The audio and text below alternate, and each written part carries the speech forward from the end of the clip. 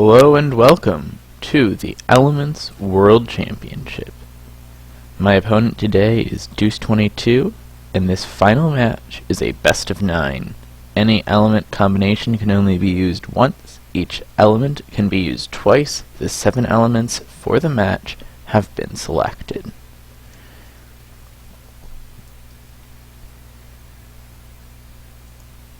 My first deck is going to be this deck, a Deja Hope deck, a stall hoping to catch him at least a little bit in an aggro deck.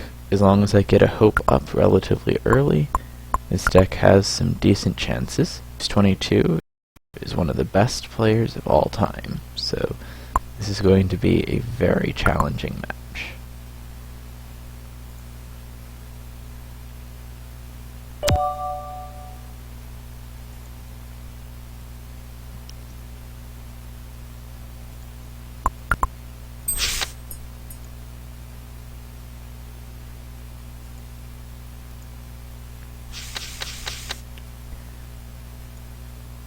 And we're into game 1, and it looks like he is playing some sort of water-earth deck.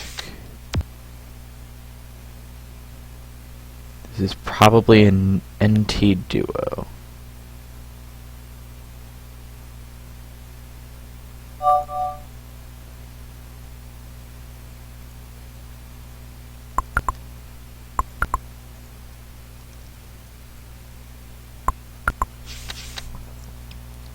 And there is a trident,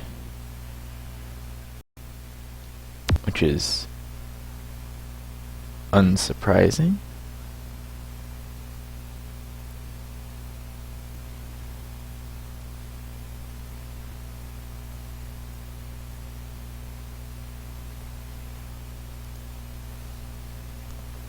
I feel like this is some sort of trident NT deck. Oh, with an octopus. Okay.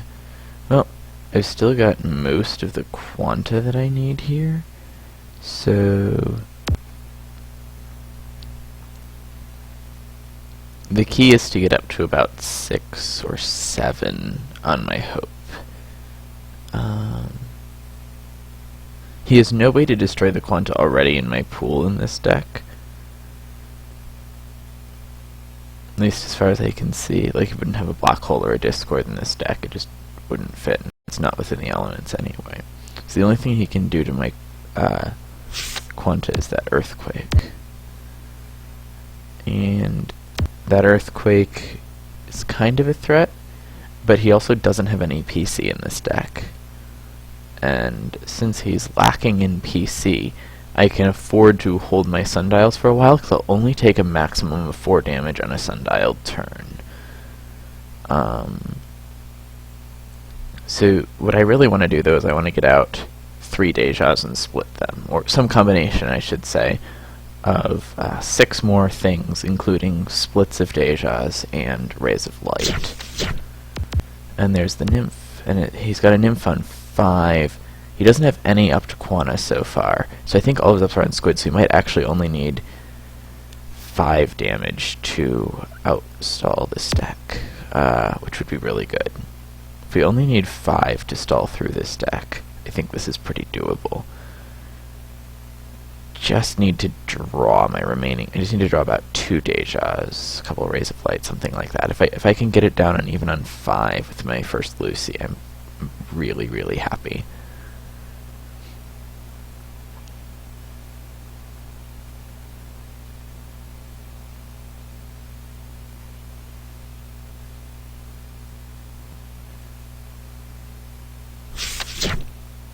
His damage is about to start accelerating really fast, so I'm going to need... I have to just play a sundial here because my hand is locked otherwise, which is not really an optimal situation, but if I have to use a sundial early, I have to use a sundial early.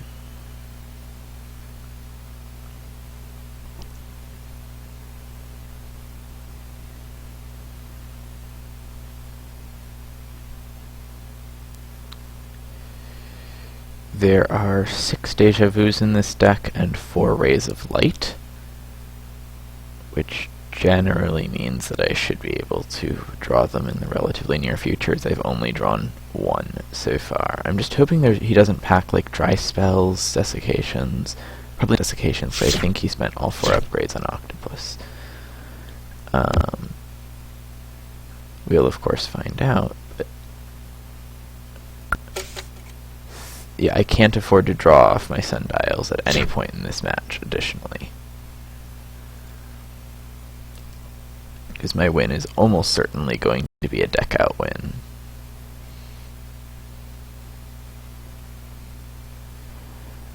If I can pull this out. And I'm only 1 card ahead of him in terms of deck size. I can use 1 or more Luciferans. But there's that. There's the hope.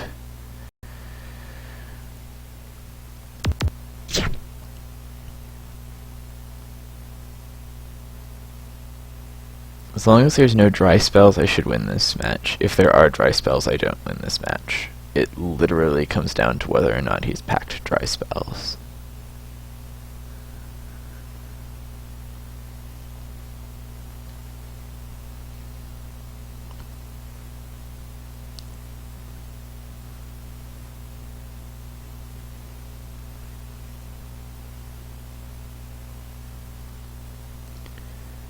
If he's packed dry spells, I'm already dead, basically. But if he hasn't, this is in pretty good shape.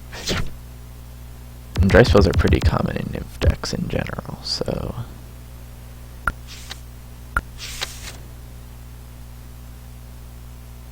yeah, I can just play that.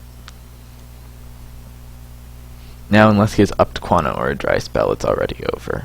On the next turn I split and I Lucy, and that's 5, which means that none of his damage hits anymore.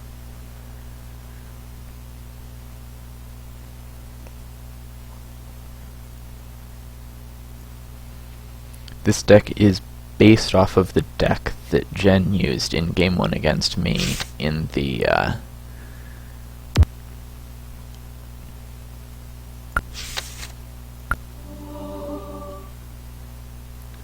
Jen used against me in the... I believe that was the group stage. This was Jen's Game 1 deck against me in the group stage, except for the fact that I don't have Light Nymph, so I had to just play it with 2 extra Lucies. Jen played the deck with 4 Lucies and 2 Light Nymphs.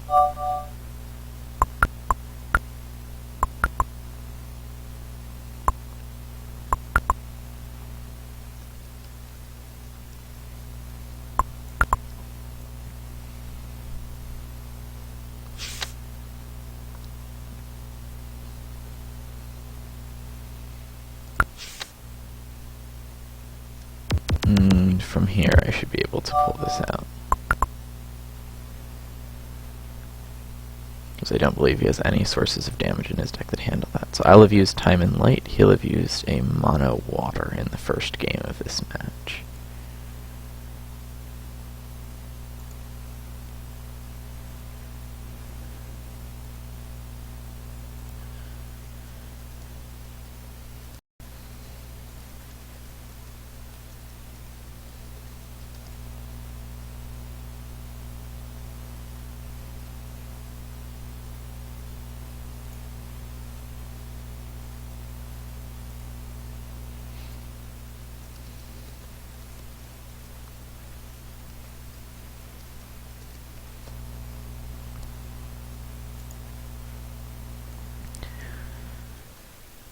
So Deuce is going to be conceding there. I've used Time and Light. And he used Water. Now it's time to pull up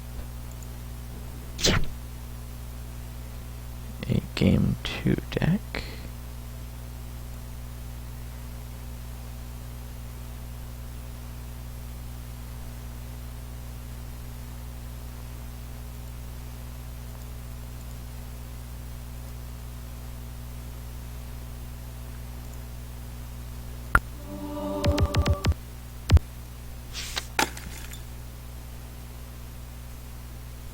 And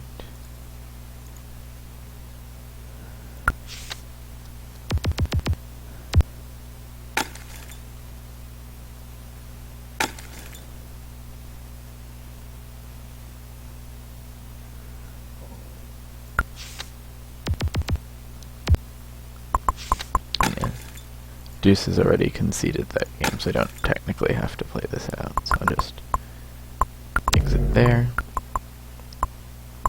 and get ready for game 2. Now for game 2, we're going to play Bone Bolt, because this worked extremely well in a previous match on 8 upgrades. So I'm actually intending to play a decent number of monos in this match overall, but right here Bone Bolt is just so strong that I can't not play it.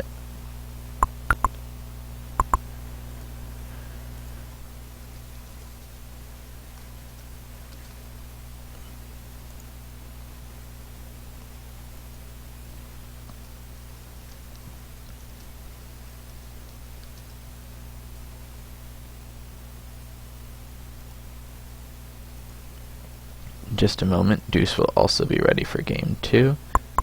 Yeah,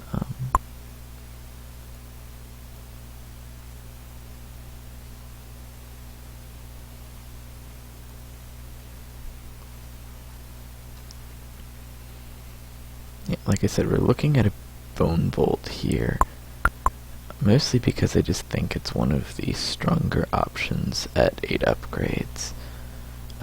I've played it once or twice throughout the World Championship, though overall I've not been the biggest fan of Bone Bolt in most places, so playing it seemed a good way to dodge predictions a little, though I did play it in my last match. It's a sufficiently strong deck in format, though, that I can't not play it.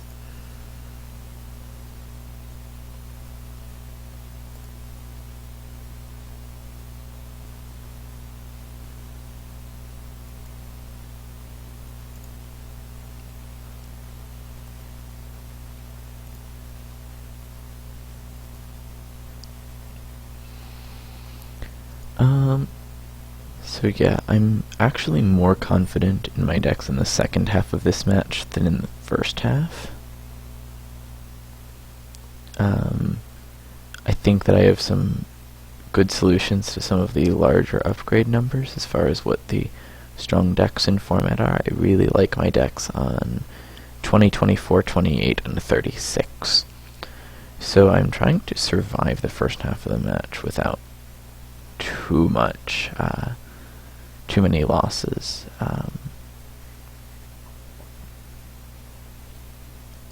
I'll of course be playing my traditional World Championship 12 upgrades deck, which some of you have seen already and some of you haven't, depending on how much you've been watching my broadcasts. But it is a really fun deck. It's a modified deck from one of my decks from War, but it's modified to be legal in this format, because the deck originally had fire in it. So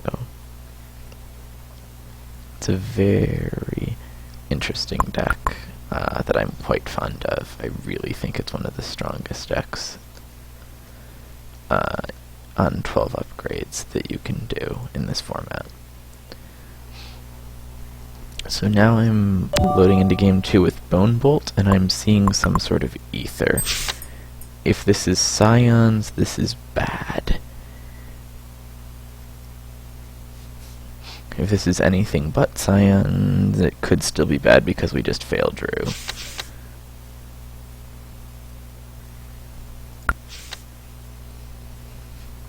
Interestingly, Deuce's deck here is on 31 cards, which makes me think it's a little bit more stall-oriented, but he might have just gone to 31 playing a mixed toll because of the amount of different cards he wanted to fit in.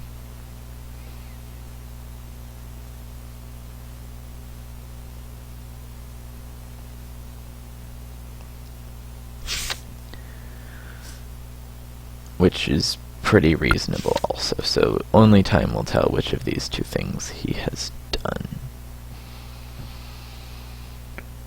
However, if it's Scions, I don't have much of a prayer at all in this matchup. Because Scions will make my Bone Wall completely meaningless.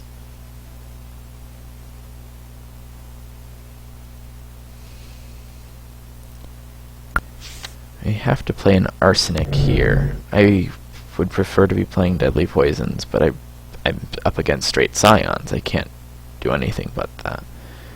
If he plays a Scion before Fractal, though, I can Lightning it, unless he plays 2 Scions before Fractal. So I have some perks in this matchup, but not a ton. Yeah, so that means he's playing Scion and Fractal on the next turn. The only question is whether I can ramp up Poison fast enough to matter or not. He'll only have 4 damage this turn, whereas I'll have 9. Make that 10, 11, 12 with the first Deadly, and then it'll be 15 on the second Deadly. Which is actually not terrible, assuming he doesn't have, like, dims or anything. Or is he just not going to play? That's really interesting. I don't know what his deck is doing here. I would have expected something with a little bit more damage so far.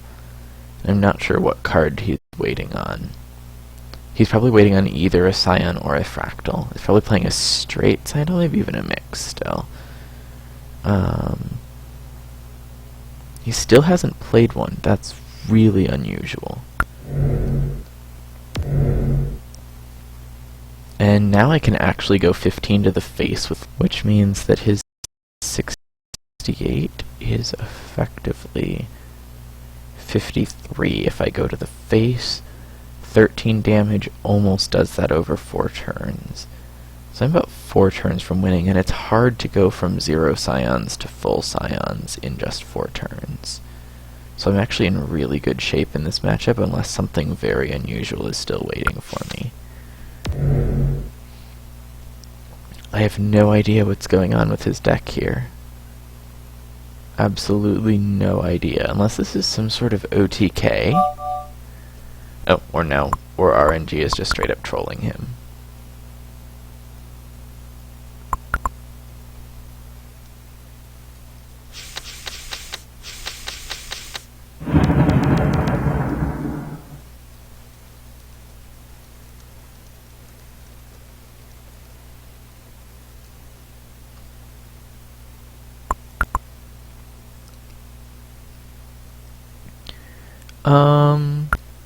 I'll Lightning down the Scions, I think.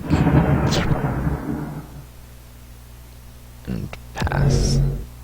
He can play a Hope in 2 turns, but it'll be too late because I'll have enough poison damage to end the game. He'll take 15, 16, 17, 18, 19 this turn, and 16 the turn after, which will put him at 2 HP.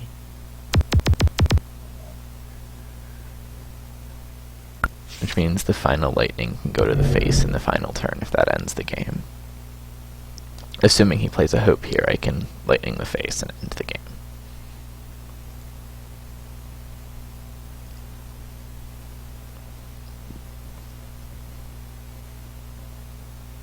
It's actually really interesting because I've also thought several times throughout this tournament that Roll Hope is one of the strongest decks that can be played on 8-ups. And it appears that Deuce agrees with my assessment.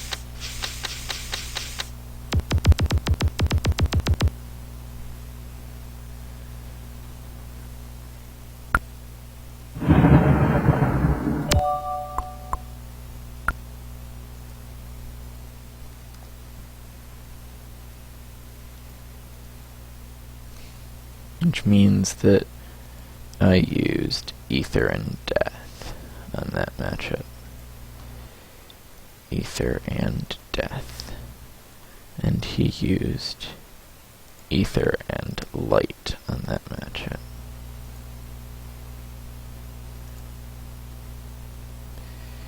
Now on to my special deck, my favorite deck of the World Championship. The deck that has brought me some really interesting wins, a couple of losses, but some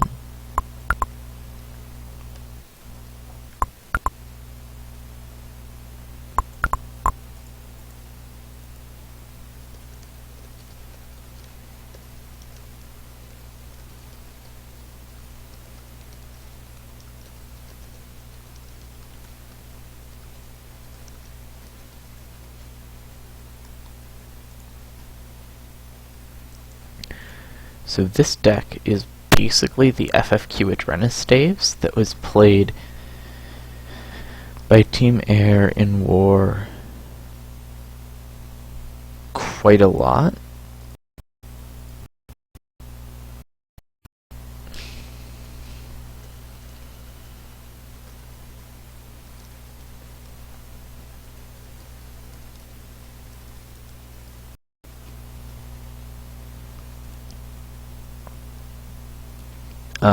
But the thing is that instead of playing deflagrations to kill through a dim or something, I'm playing unstable gas, as that allows me to only use 2 elements.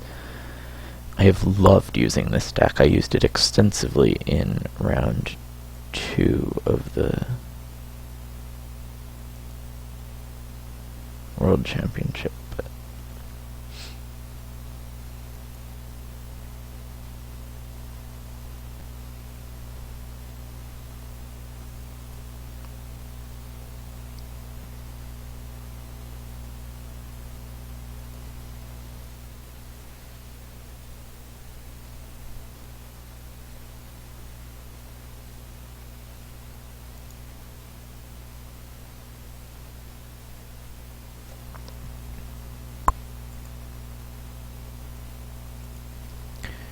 So in a few moments, we'll be going into game 3 as soon as Deuce is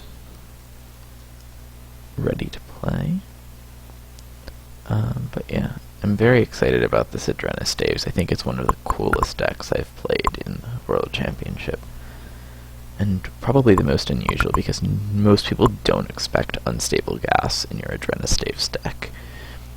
Unstable gas is, in theory, contrary to the win condition of Adrenaline Staves, right? The win condition of Adrenaline Staves, especially Firefly Queen Adrenaline Staves, is to overwhelm them with Fireflies, so that you can deal massive amounts of damage while healing up indefinitely with your staves themselves. Unstable gas, however, especially 2 of them, will basically blow up all of your Fireflies, so it's kind of contrary to the standard win condition of the deck. But it's being played in case there's a dim or a bone wall or something nasty like that, so I can hit for up to 40 damage through that, using the fire that's generated from the Fireflies. In the original incarnation of the deck, I used explosions instead for hitting through dims or fog shields or something like that, but 3 elements is just not able to be afforded in this format. The 3 element used on a single deck. You're already pretty hard pressed. You have to use a lot of monos in this format to succeed. I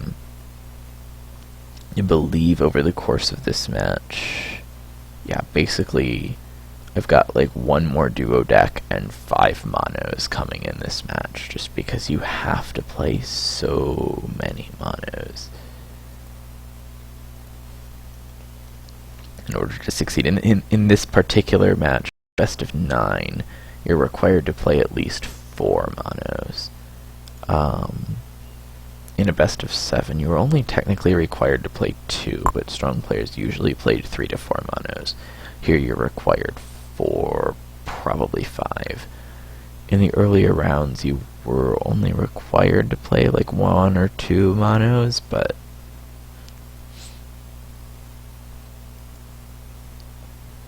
it's enough that having strong mono decks is really important. But yeah, mono water, mono ether, mono death. There's so many strong monos in format anyway.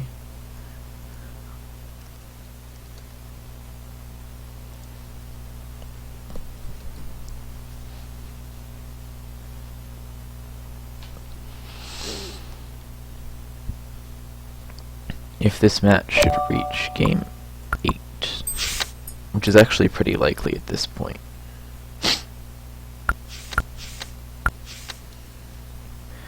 And this is not what I wanted. As much as it looks like what I wanted, this is not what I wanted because I don't have early staves.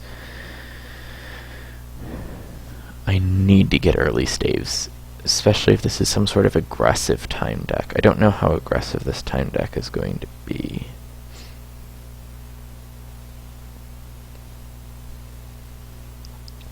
Deuce is probably one of the players who has enough nymphs to run an aggressive nymph-based mono time. In fact, that looks very much like what's happening.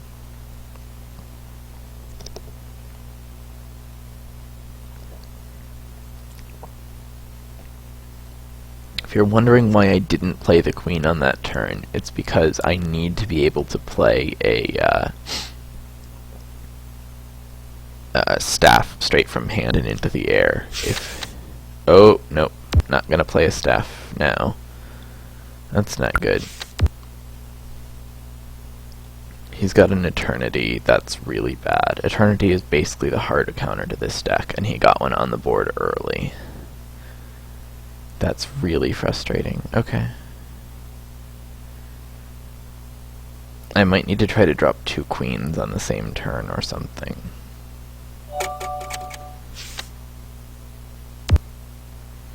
I'm actually going to try to play for an unstable gas win.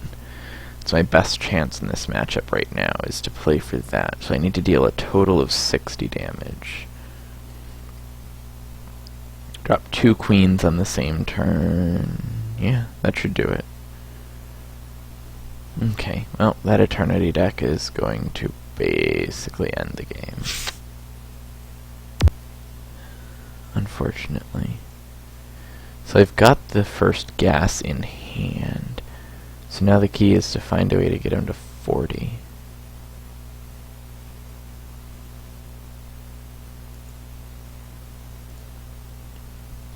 But yeah, RT's just a hard counter. Nothing I can do about that. It's disappointing that I didn't get to play this fullest in this match, but that happens sometimes, yeah. Double queen is the best remaining chance.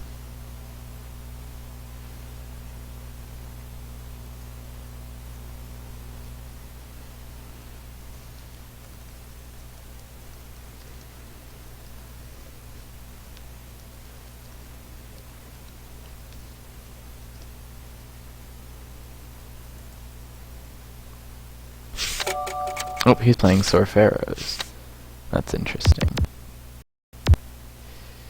Oh, there's your answer. And there's the staff.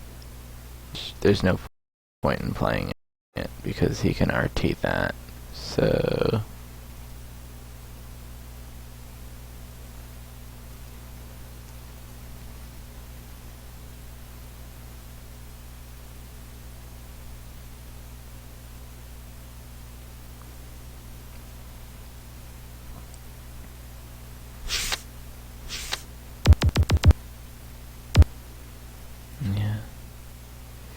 oh, I can at least get one off because I can't stop both in the same turn. And this is probably my best chance for getting a queen out too. So that's like 16 damage plus the queen. That actually puts me somewhere on the board. I still have to find a way to get 2 unstable gases off, but it's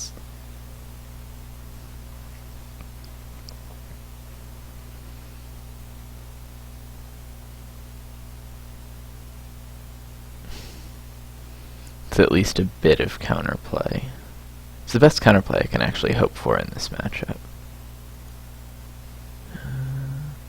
He'll probably precog see the UG and rewind the queen.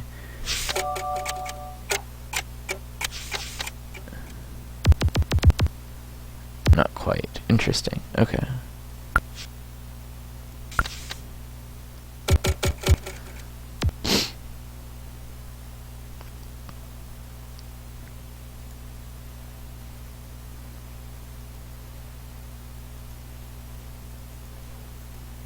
So now my win con is to get 25 more damage off, somehow, and then drop 2 unstable gases.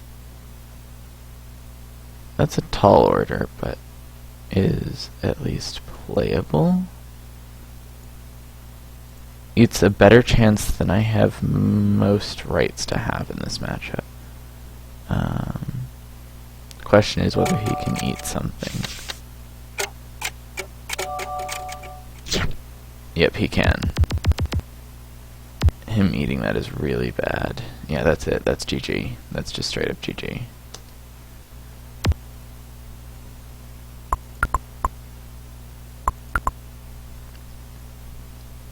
Now he rewinds the queen and I'm full locked. Yep, that's it.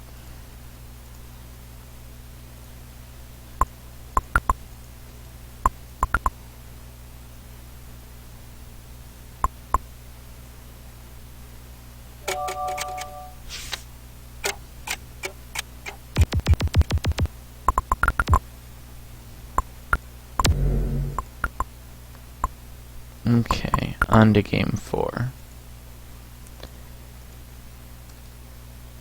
That was air and life for me.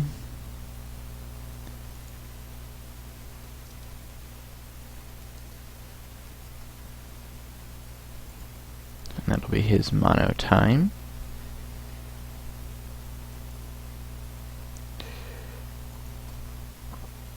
And now probably the one deck in the entire match that I have the least confidence in. The Air Light NT Duo, or Water Light NT Duo. And there's a problem with this deck, because that's supposed to be a 30-card deck. There's only 5 upgraded NTs there. Let me fix that real quick.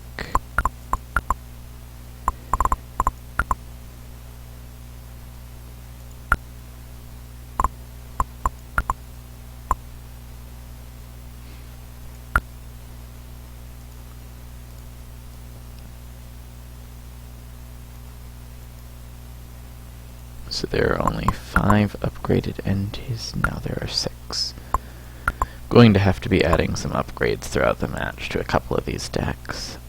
My mono time and my mono air later in the match will require a couple of upgrades also, assuming that the match goes that far and I don't just get swept off the floor 5-2.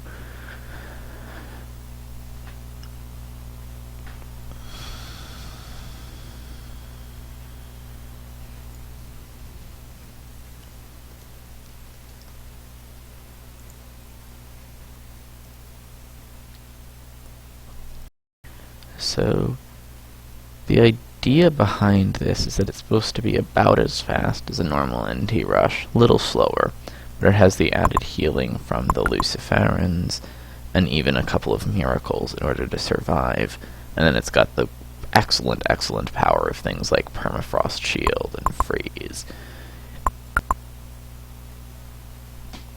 to deny the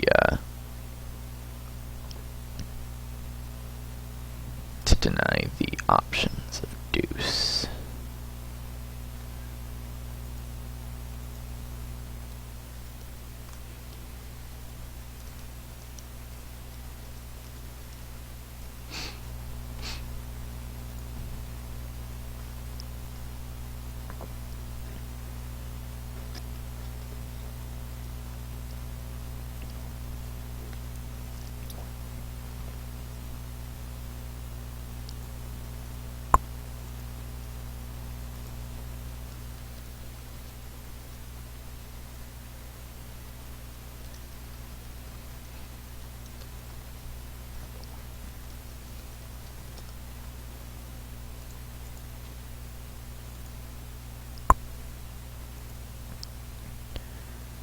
I'm curious to see what Deuce is going to bring. He's been conserving his elements so far. He hasn't used life at all, though a lot of the strong players have not been so fond of life throughout this tournament. I was able to deliberately acquire Adrena Staves in, I believe, all or all but one of my round 2 matches in which there was an elements draft. By deliberately not assigning my opponent life, at which point they assigned me life, despite the fact I'd already picked up air and Adrenistaves is one of the few top-tier decks with life. There is actually a chance that you'll be seeing a second uncommon life deck from me in this match. I'm still deciding back and forth on whether or not I want to play that deck in Game 8 or a different one. It would be a very unusual deck whose core combo only involved 2 elements but was usually played as a rainbow. And I believe I found a way to make it work as a duo, and that would be my Game 8 deck in this match. But I have a different deck that I've also lined up for Game 8 that I think I'm a little bit more confident in. So there's a chance you'll see some zaniness involving life in Game 8 that I think is really viable, but really little oddball in a fun way.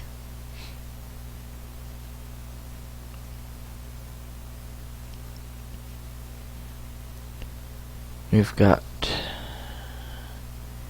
trying to see if he has any sort of likely or unlikely elements here. This is on 16 upgrades. This is about the time at which you could deck.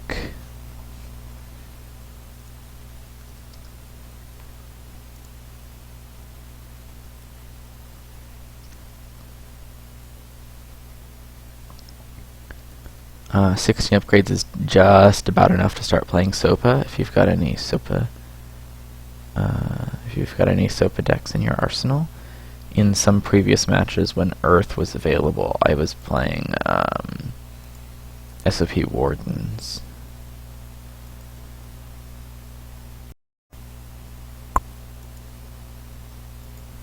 On 16 to 20 was about the range I like to play SOP Wardens when Wardens were available.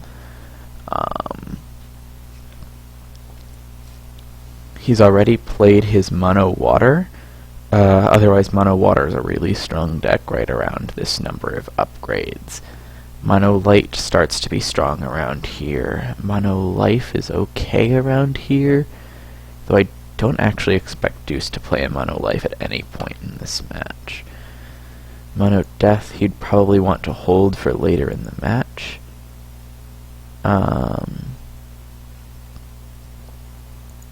His Mono Death really gets stronger with more upgrades, given that shards cost 3 upgrades each. It would not make sense for Deuce to be playing Mono Death this early in the match, because that would mean he'd probably be playing it without Sosax. And if you're going to play Mono Death, you probably want some Sosax in it. He could play a P-Dials or something with or without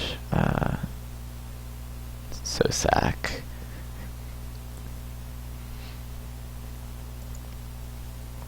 The one downside to using one of my uses of water here is that Purify does not become a threat against a hypothetical Sosac deck further down the line.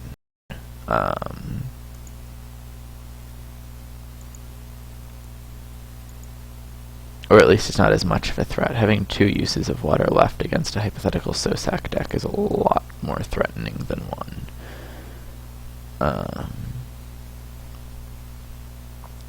There's a little bit of guessing and choosing. I didn't choose Purify at this point in the match. It's a tech option in my Mono Water when that comes out.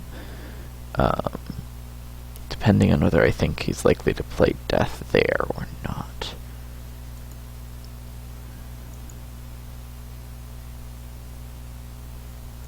I'll go ahead and get in the search in case he's ready. And just hasn't said so in chat, but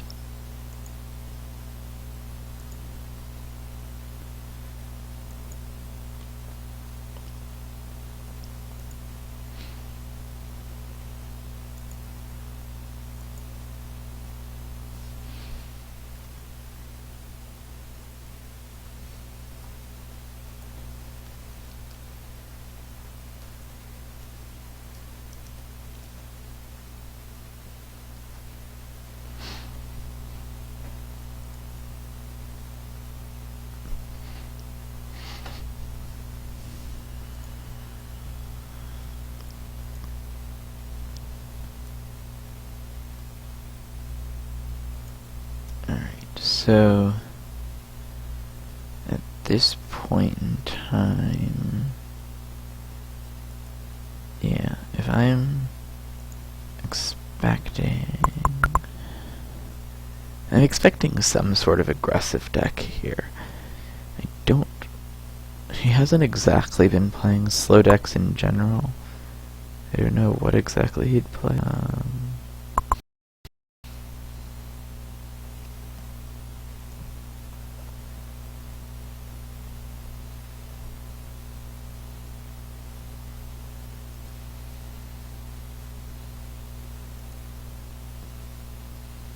I don't think he plays SB Fractal. That would be a really cool deck, though probably not for another game or two. Doesn't really work below 20 upgrades. So that is pretty unlikely here.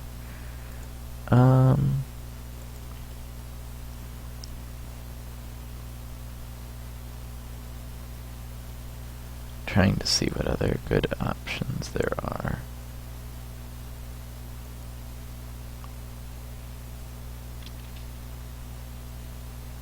For him. He could play his own Adrenistaves here, which could be a bit of a problem, but I could completely see that being a reasonable pick.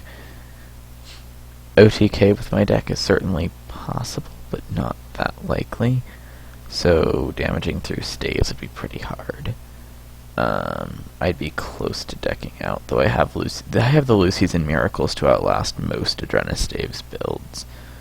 So unless he has an OTK capable Adrenistaves build, I probably can survive it for a while, but I guess he is ready now. Go ahead and get in.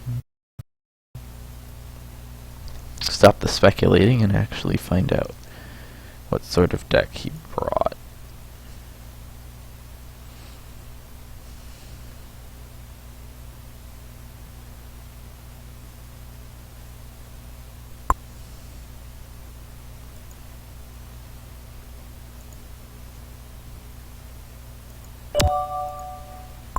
And there's air in this deck.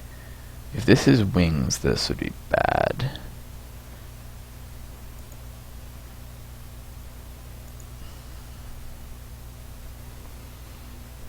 Not only is this wings and low quana.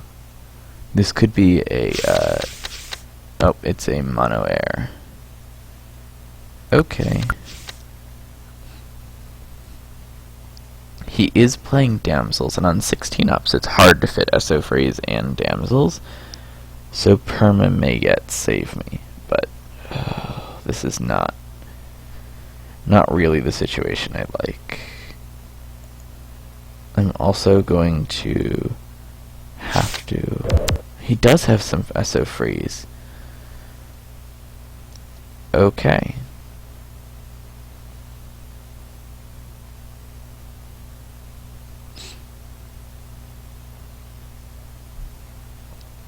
It's freeze and I'm low on Quana. This is not a good start at all.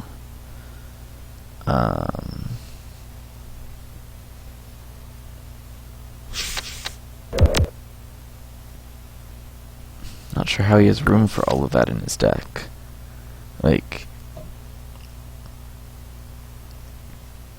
this is presumably at least 4 SO Freeze, which is 12 upgrades, so 4 SO Freeze and 4 Damsels?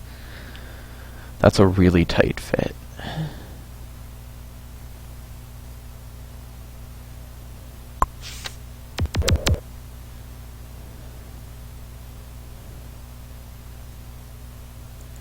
I must freeze that dragon, or I just straight up lose.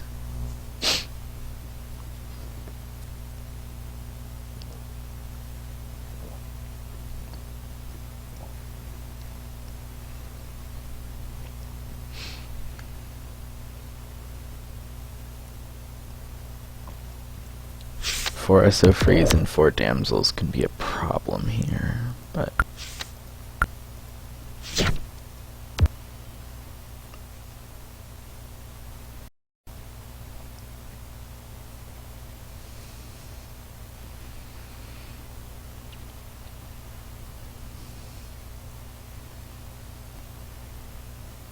I really wish I had Decies in this deck. That would be so clutch right now. Desiccations. It's another Azure. I've got to go for it. No! Okay. I'm in deep trouble now. I can take maybe 2 more hits and then I have to Miracle.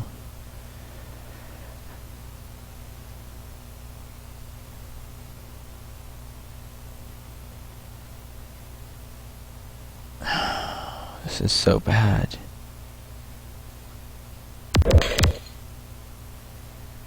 Yeah, this is the last turn before I have to Miracle, I think. If he has Sky Blitz, I lose this turn. If he doesn't have Sky Blitz, I can get a Miracle off next turn. But it's my best chance of winning the game is to just stay alive for this.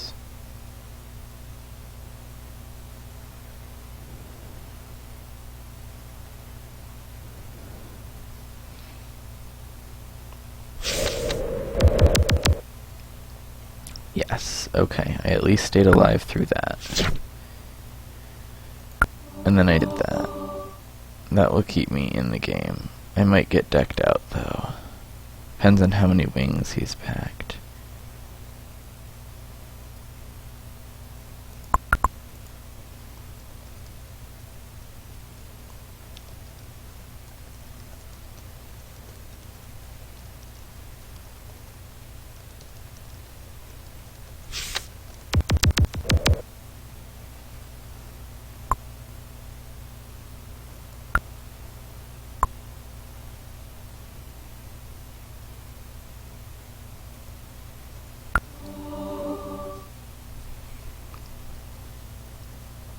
Yeah, I'm just going to lose this in a couple turns. I won't even make it to the next Miracle, so...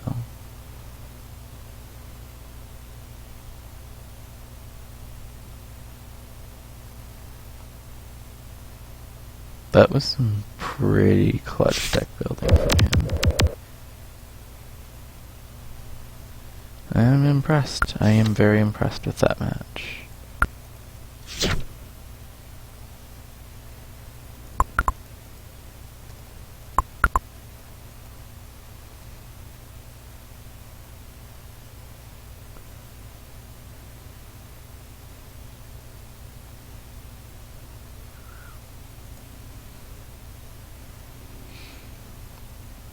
That will go to 2-2.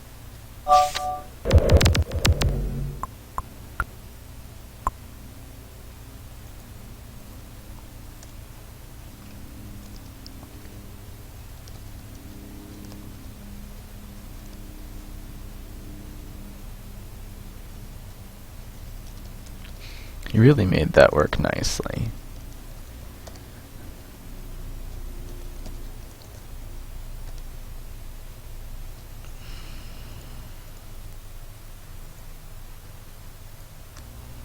So we're now at 2-2, and it's a best of 5 from here. And here's where I bring out my monos. And the question is...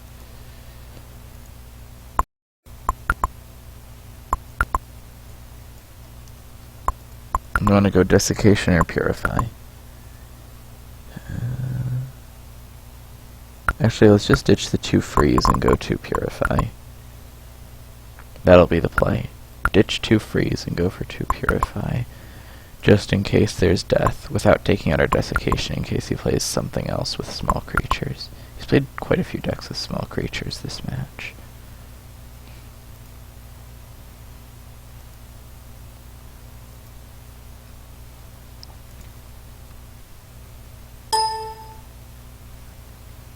Let me just copy that deck over to my deck list. Actually, I'll just copy it into a deck.im. That will be easier.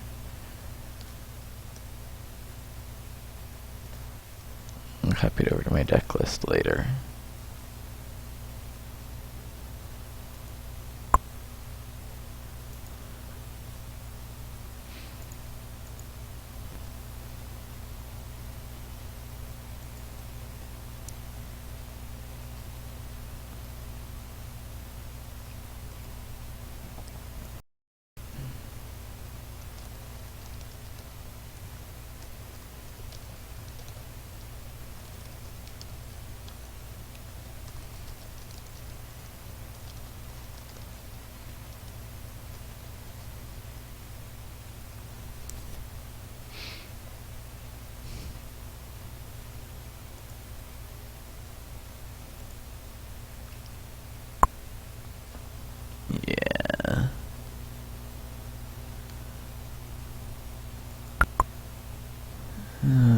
choices here. This is a rough deck to tech correctly.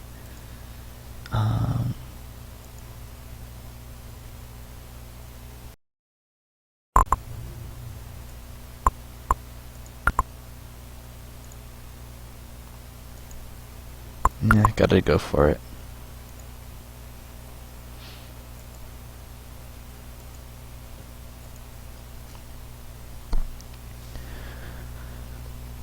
Purifies are the tricky decision whether or not Purify freezes dry spells. I have a total of 4 cards to split across those things. I'm currently on 2 dry spell, 2 Purify. He hasn't played either of his death decks. It's probably coming up soon.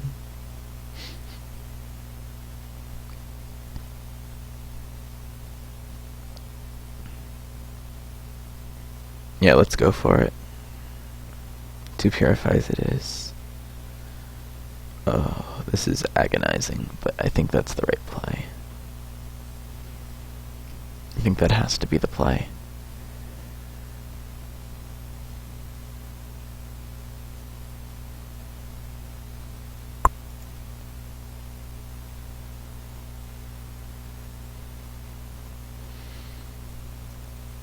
Yeah, there's just nothing else I can play here.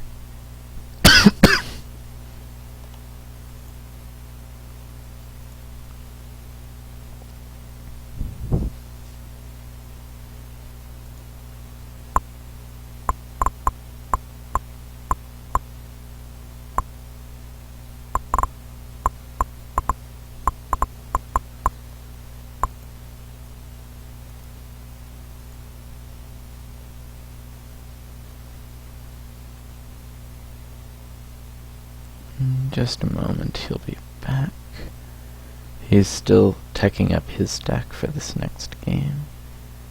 So, it's now 2-2. It's a best of 9.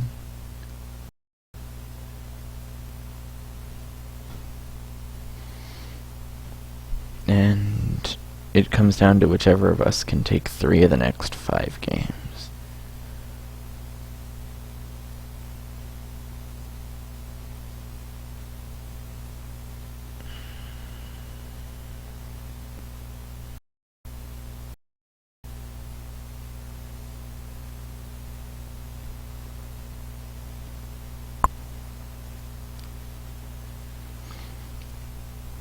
I've used more elements than him, but I have some strong monos remaining, and he's used several strong monos. He's already played his mono time, his mono ether, his mono... No, he hasn't played a mono ether. He's played mono time, mono air, and mono water. So he does still have a mono ether left. In fact, that's probably what his last ether deck is.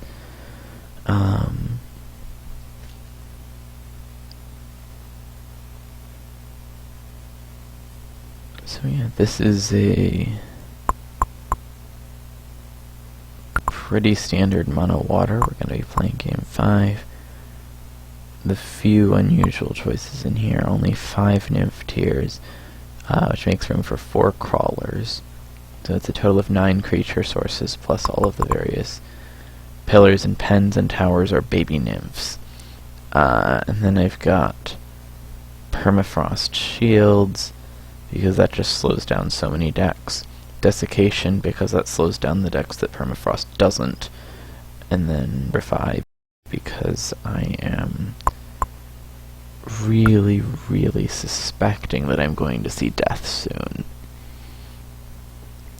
I imagine he's going to use either death or life here. He seems to really be valuing keeping his element options open, though I'm not 100% sure about that. But playing as many monos early in the match as he has seems like a choice of someone who really values keeping their element options open. And since death and life are the things he hasn't used at all yet,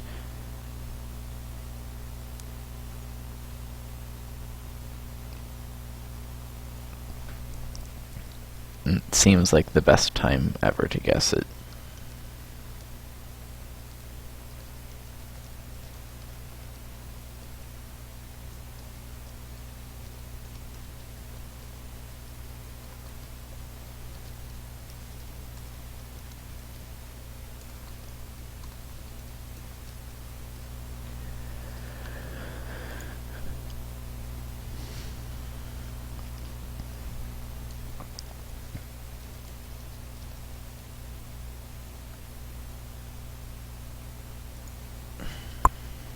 hopefully we'll be ready for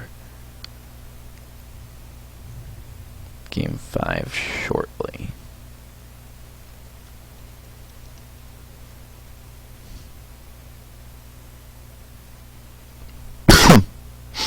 Excuse me.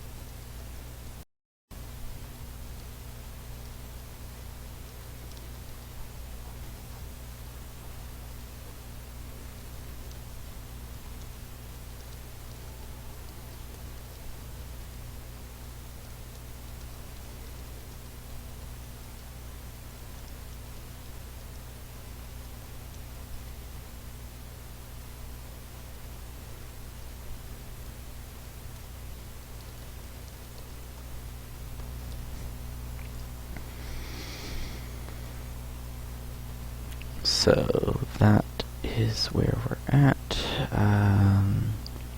Yeah, I think that Purify is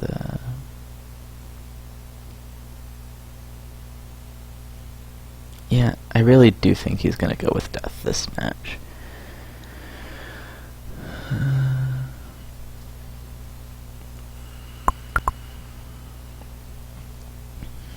Feel like either Poison or Sosak is a good option for him.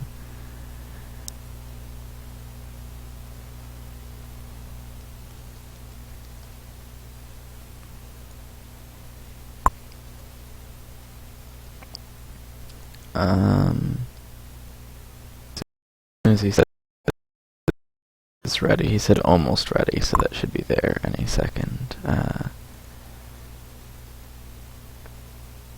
Hopefully he'll be finished making his tech choices for this game, and we'll be ready to go.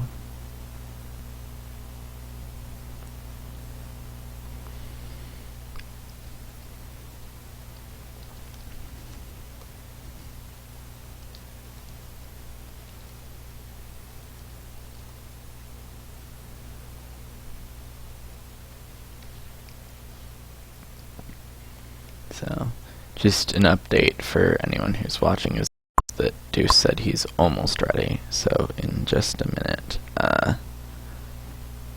we'll be ready to start the next game of the match.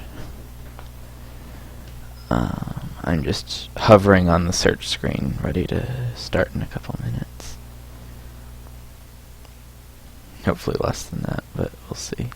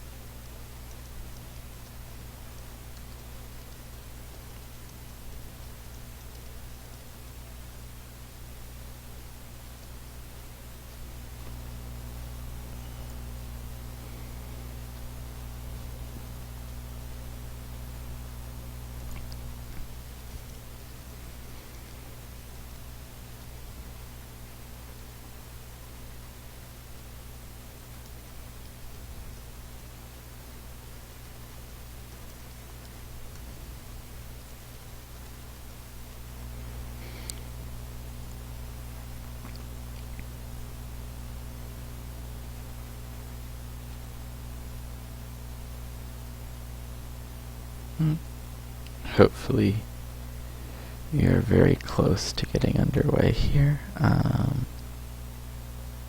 Yeah, like I said, I'm thinking the most likely thing I'm going to see here is something using death.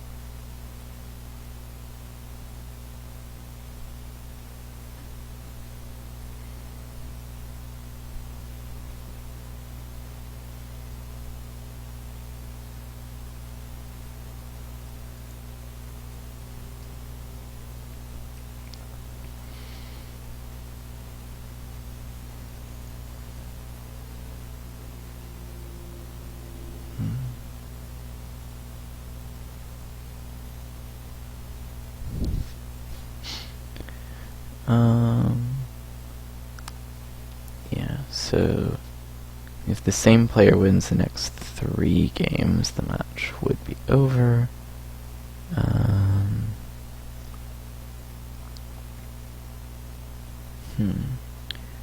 He knows I'm having to play monos.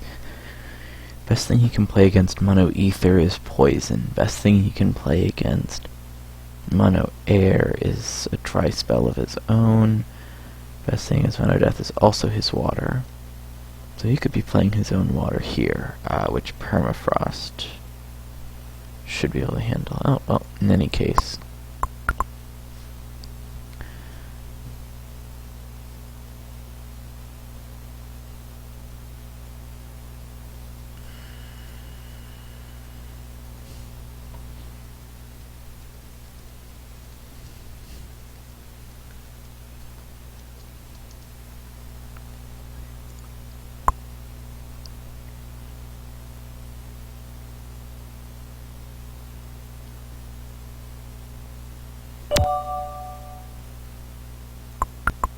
And it is in fact death, which is what I was predicting, so that is a good start already.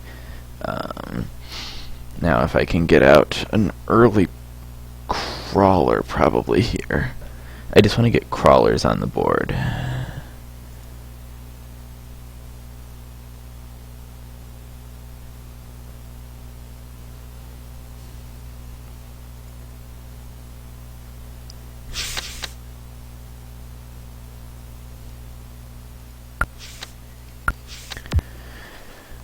Don't necessarily need nymphs right away in this matchup. I mean, nymphs are nice, but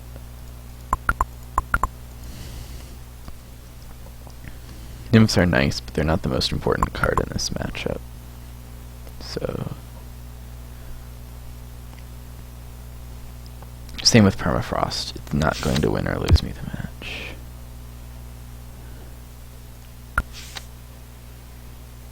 Though actually, he is playing he's playing enough recluses that I kind of want to play permafrost. But maybe I should wait a turn or two.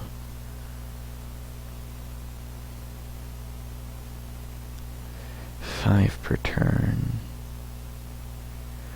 So if I I'm at 11 if I pass. I spend to 5 and then I still get some. Yeah, that's doable. Okay. Oh, excellent. 6. Yeah, pass one more.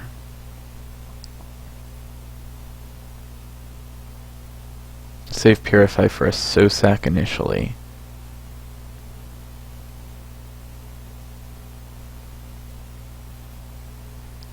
The question is this Sosak or Bonewall?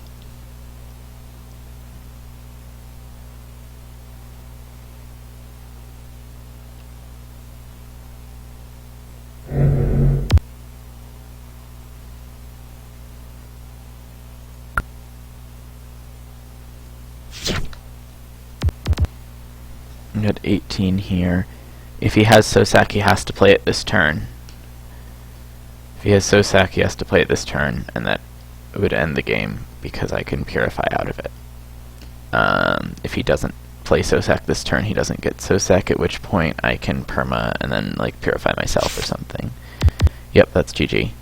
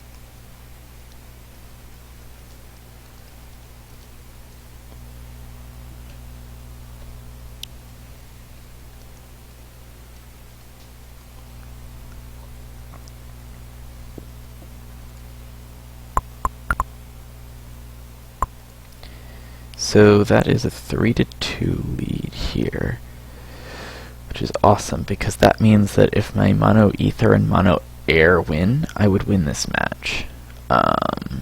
It also means that I'm going to need Time Towers, because we're looking at something from Time in Game 8. There's 2 options still on the table for Game 8. But means that I can't lose before Game 8, and therefore we'll go ahead and upgrade the Time Towers during one of these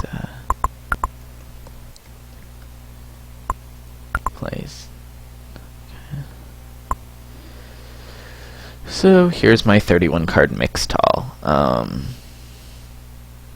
He does still have Reflectives, but I have Phase Recluse.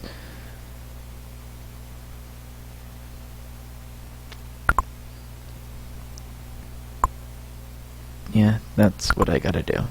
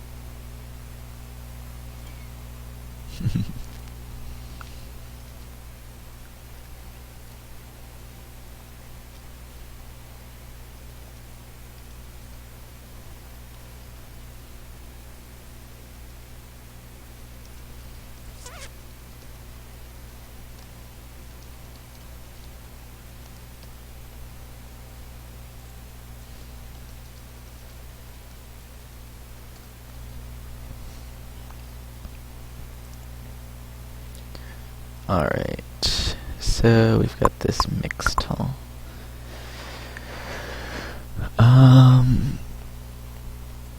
That's the plan right there. I'd follow up with my own Sosak deck in Game 7, and then Game 8's the tricky one. Game 9 I'm saving a Mono Air for.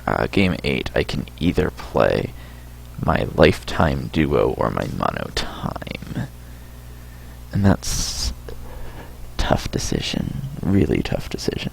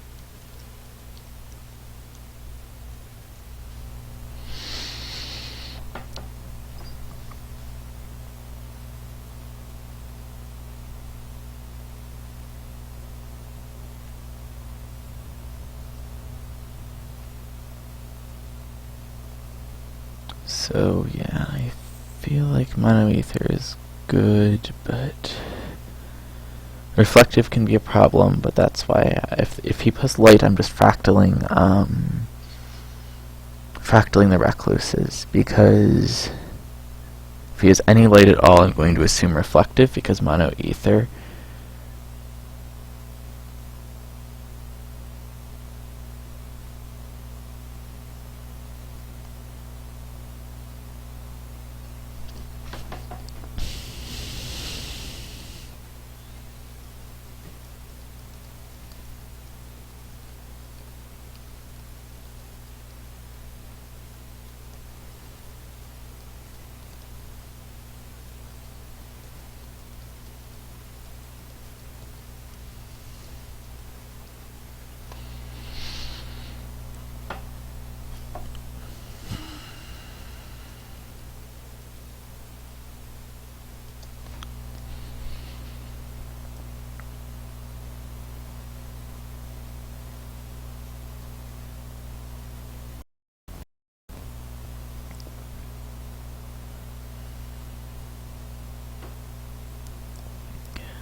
So yeah, if he has reflectives, I can just fractal my recluses. Second death deck, which would have to be a death duo, probably P-dials. Maybe even a death trio? Trio would be rough, but possible.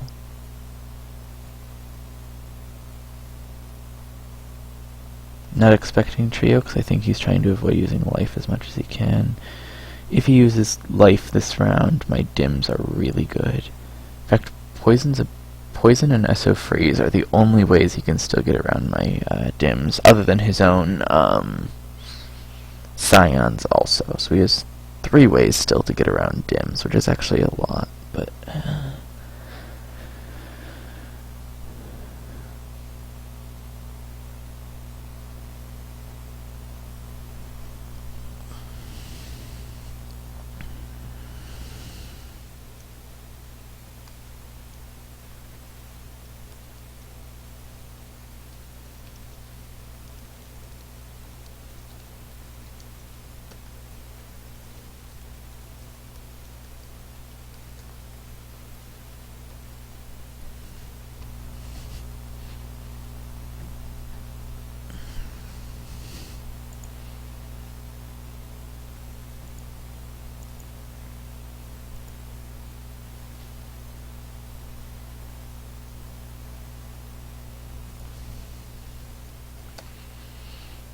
Okay, and Deuce is ready for game 6.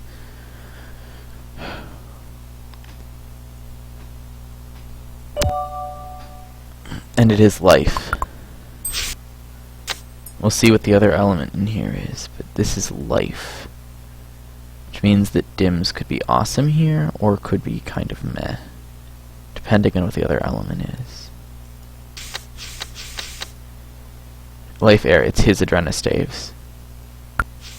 So the question is, does he play SO Freeze in Adrenostaves? And did I pack Lobo?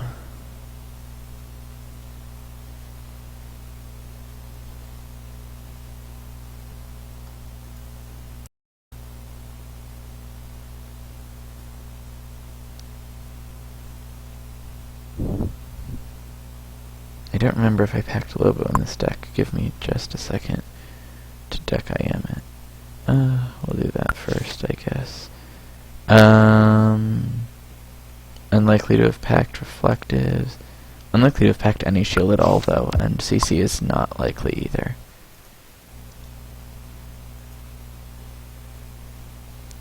Yeah, I didn't pack a Lobo in this build, which means that I could have some trouble.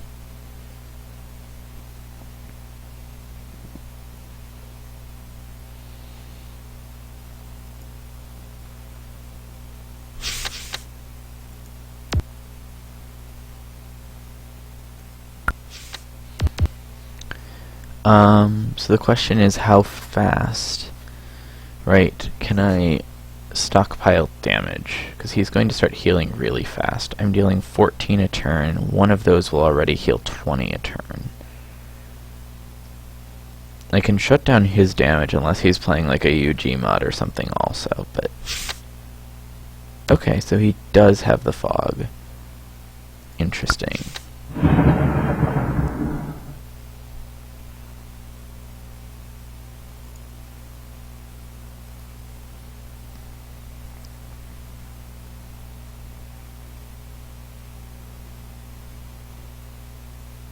I'm trying to save my dims as long as I can. This looks much more like a pure stall version of this deck, however.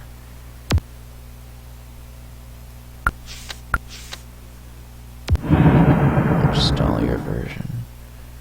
I get 1, 2, 3, 4, 5. Which means that if I can play Phase and then Fractal, I've got to Fractal the Scions probably. They deal more net damage.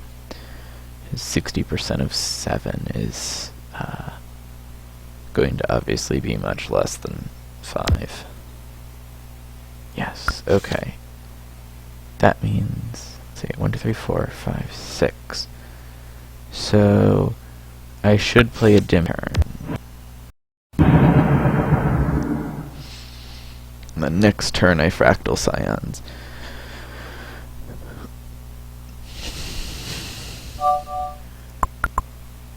He must be lacking on FWs, which would be a really frustrating position to be in, but...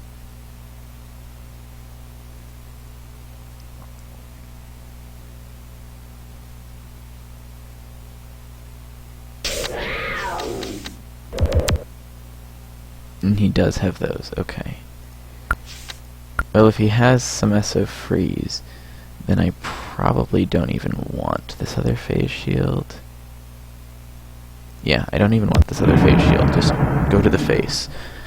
I have to try to win before he sets up further. There's just no other way to win this matchup now. With SO freeze, his damage will largely get past my phase shield.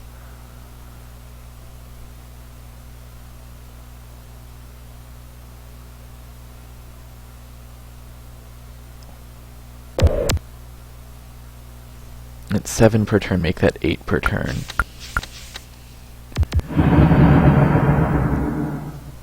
Can drop another 10 damage onto this board. He heals 25, I deal 20 right now.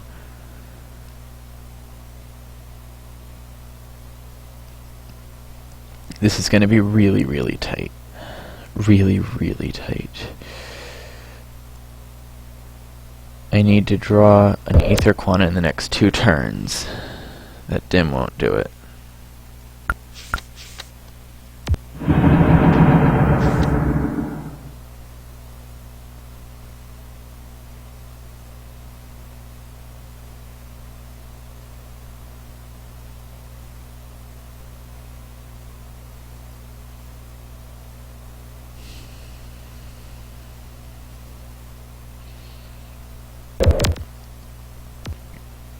My only hope is that he doesn't set up. I need to top deck up to Aether Quanta on the next turn. He's down to 25 health. I've got 25, 40 damage there. I got 40 damage guaranteed. At 40 damage guaranteed, he goes up to 50.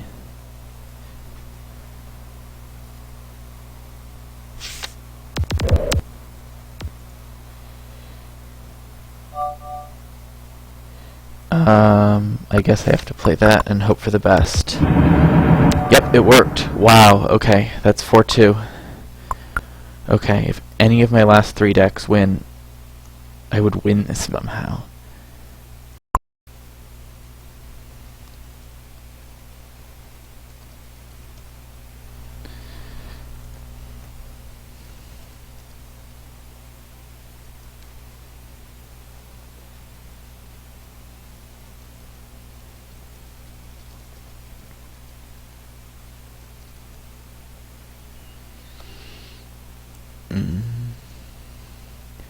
So that was Ether for me and Air Life for him.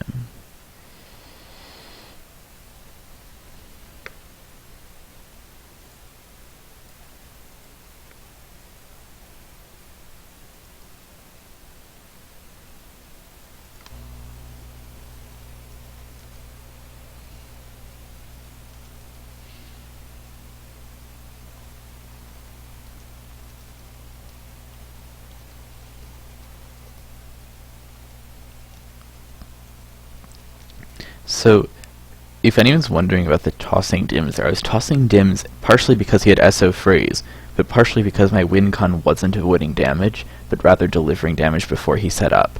So I was throwing away dims to have more hand space for scions.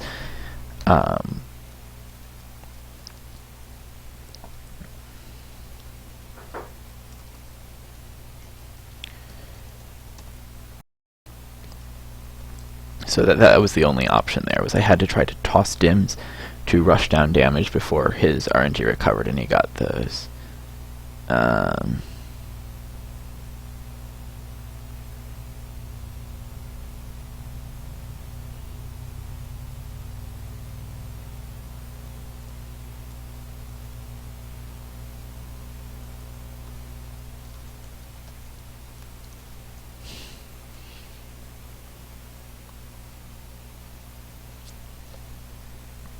Alright, so next up is my mono death.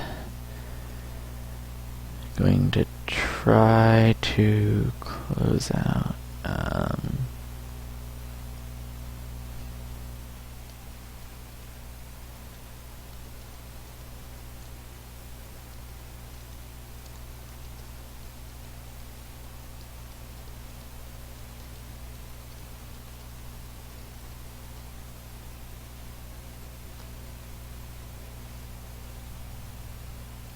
Deuce says he actually did have an emerald in that deck, so that could have been really scary.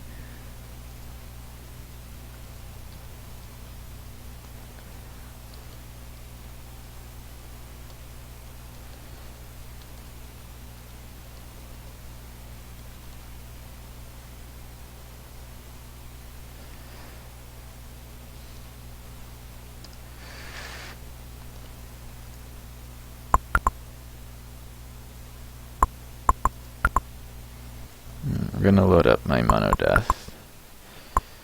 This is mono death I'd actually prepared for my match with Zawad X, but didn't end up playing in the match. This would have been my Game 7 deck against Zawad X.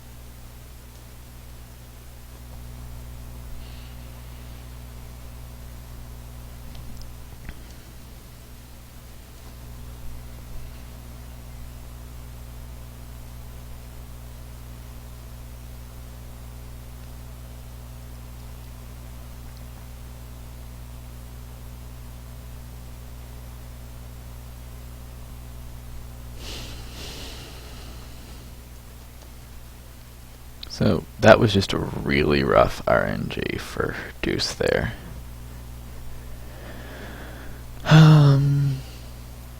Okay.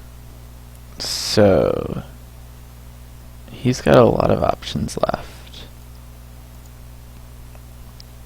I have significantly fewer options left.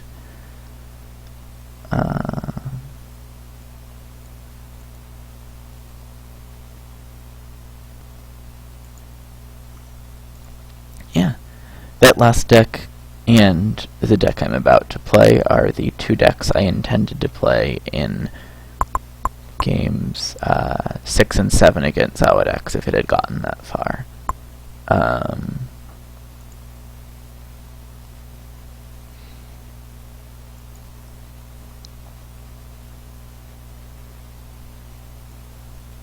So yeah, I just have to take one of these next three.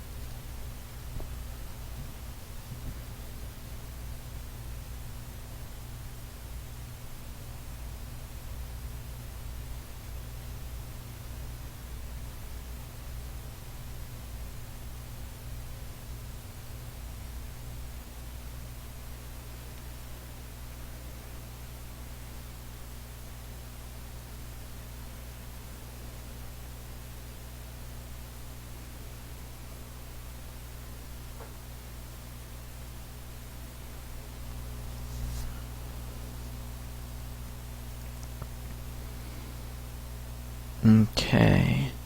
So yeah, mono death. As long as he doesn't play water, this is okay. Or his own mono death. Yeah. 5 deadlies. Couple bone walls. So sacks. Yeah, I'm happy on this right now.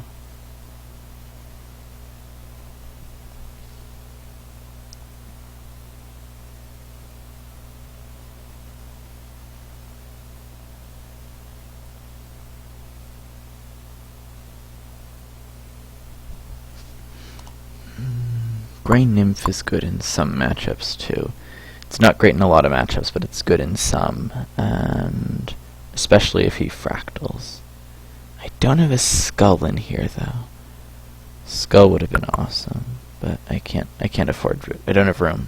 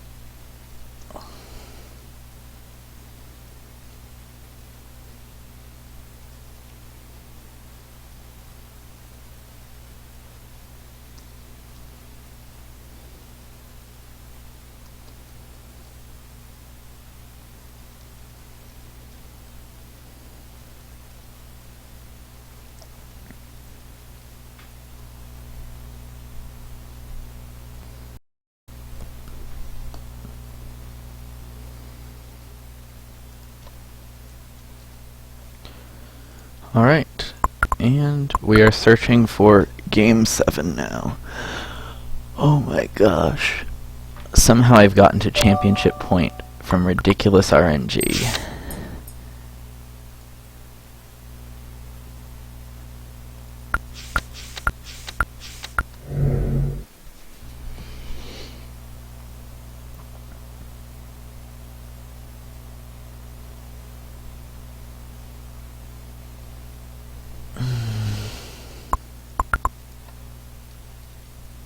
I think I have an overquanted starting hand, but also he knows there are so-sacks because of the number of unupped cards I played in that open hand. That actually is a really strong read on so-sacks.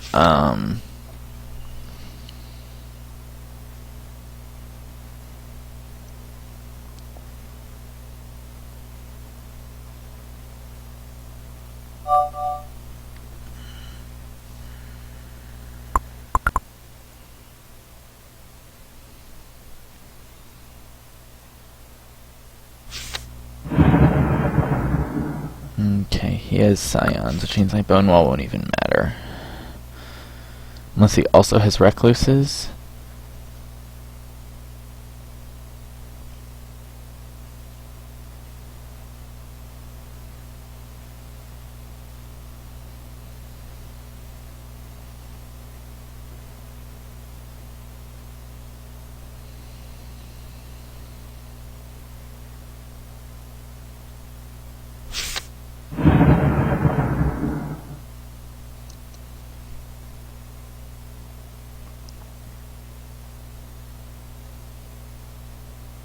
I have to sacrifice once he's got 4 Scions out, or more. This is going to be a game of count the Scions.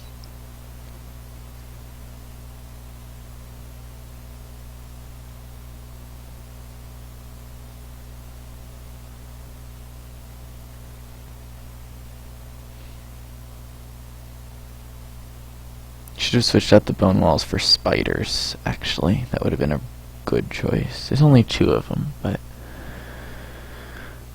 would have helped.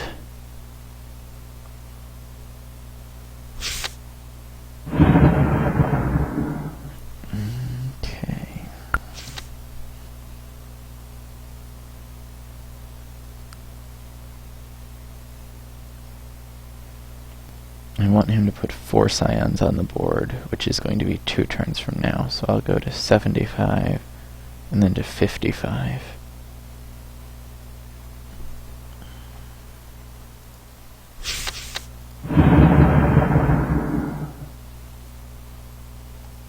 Oh, that's right, I have a dragon.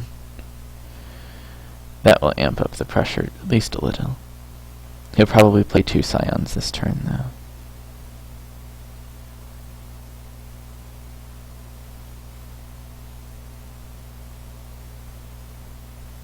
Or 1 scion and a dim.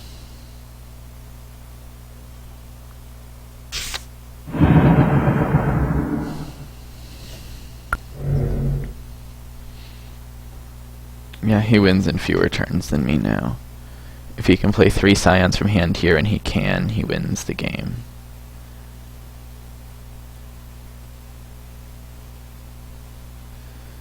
Yep.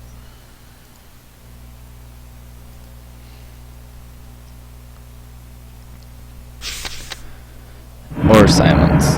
That does it too. Okay. Well, that's the game.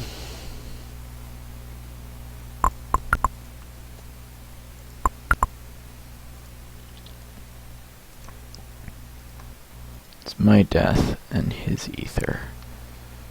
That means that I don't have to worry about dims against my game 8 deck. Yeah. I've already updated the scoreboard because I just can't do anything here. But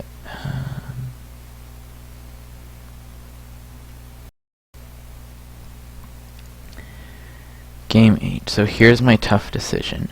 With game 8, I'm either going to play an Instosis duo or SOR Pharaohs. That was my decision point in this match. Instosis or SOR Pharaohs. This is a brutal decision point.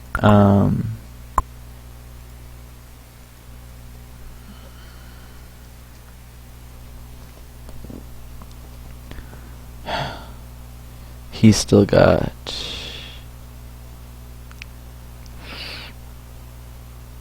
He's still got RTs. It's got to be Pharaohs. I can't afford to lose to RTs. It has to be Pharaohs. Alright, so we're going to go ahead and upgrade 4 time towers. Is that right? 4 time towers? 4 time towers.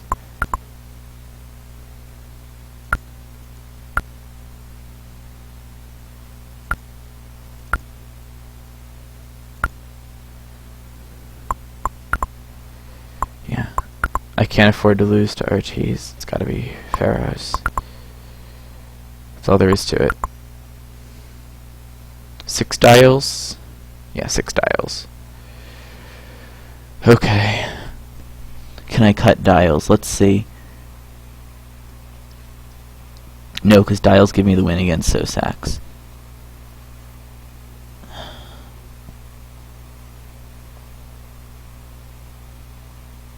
It's gotta be that. Gotta be that. 2 eternities. Yeah, that's it. We gotta do it.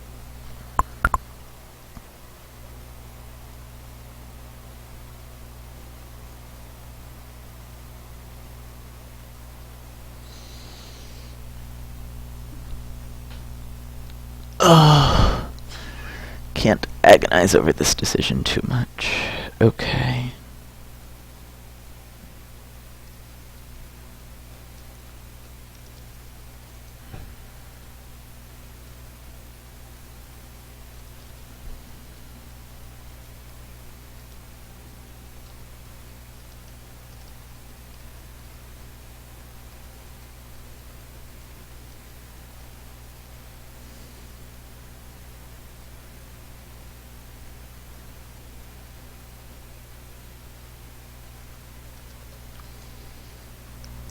Because of my elements left, he'll know that I have to play Mono Air or Mono Life in the last game and can do something about that. So really, game 8 is the game to decide it all.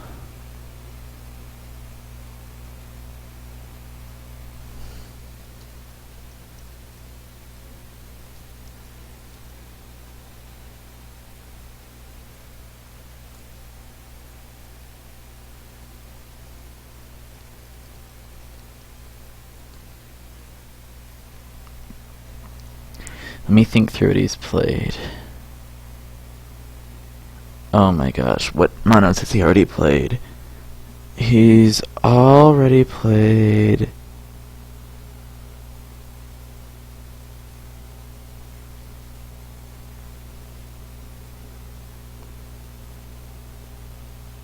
He's already played a...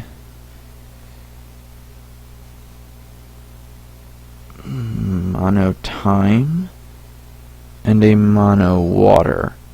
So those aren't options. If he plays water, it has to be mixed with something else.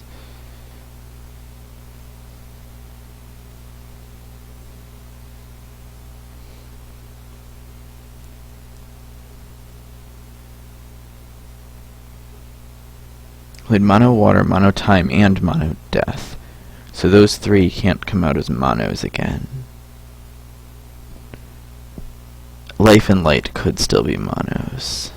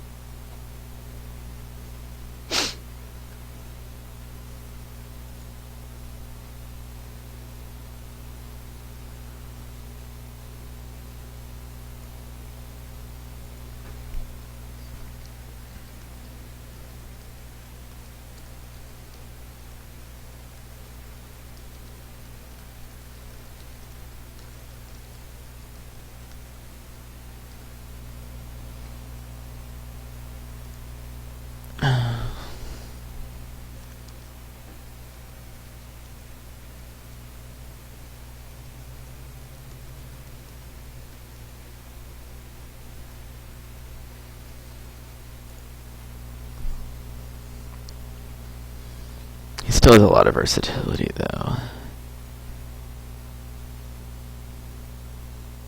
He could even just straight up P-dials.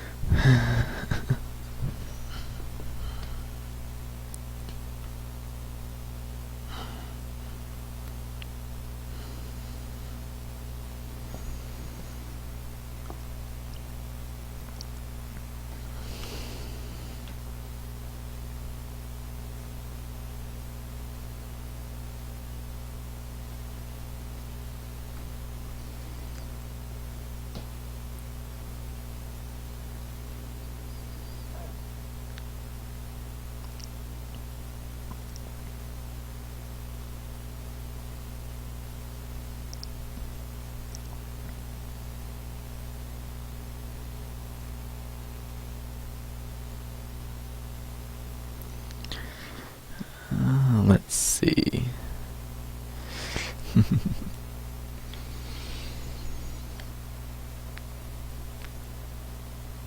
Yeah, I'm just not...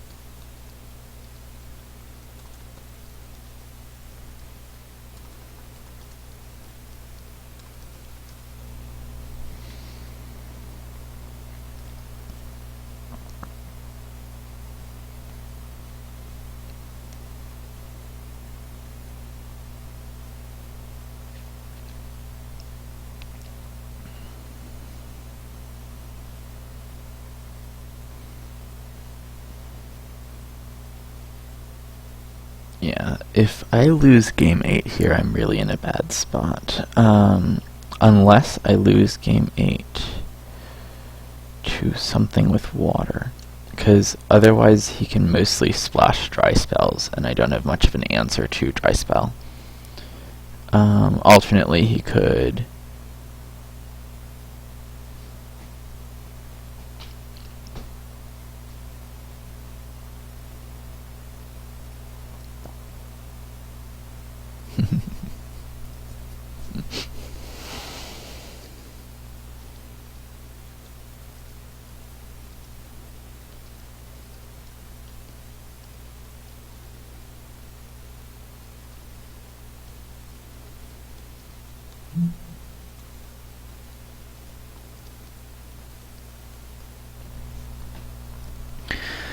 So now that there's a convenient pausing point, I'm going to talk a little bit about the theory of the World Championship event as a whole and how I approached it.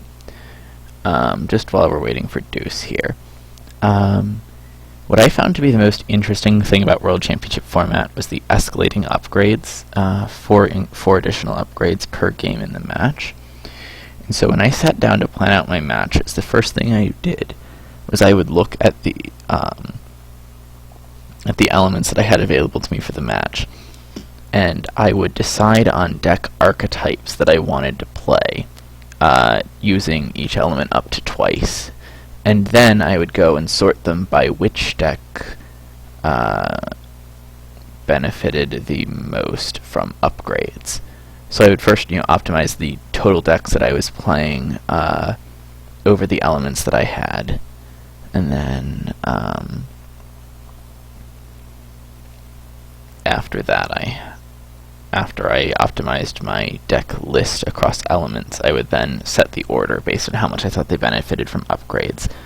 I took a little bit of stuff like tempo into account too. For example, in my match against Zawad X in particular, I deliberately played slower decks on the front end of the match in an attempt to going to be playing mostly slow decks, as I had done in the previous round against Jen, and then switching into faster decks partway through the match. But for the most part, I tried to stay away from timing attacks like that, and stick to just finding solid decks that optimize the number of upgrades being used.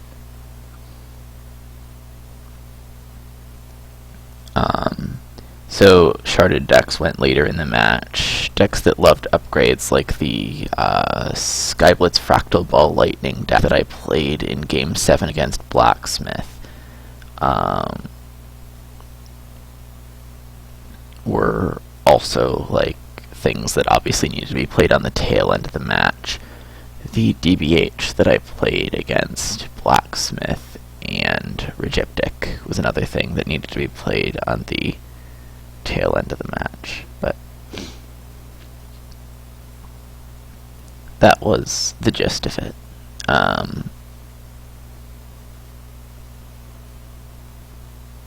Powerful shards like Shard of Patience, Shard of Sacrifice were worth using. Shard of Readiness is really only worth using if you have upgrades to spare. I think I used it too aggressively in 20 upgrade matches earlier, though here at 32 upgrades I'm a little more comfortable using it. But that's the thing.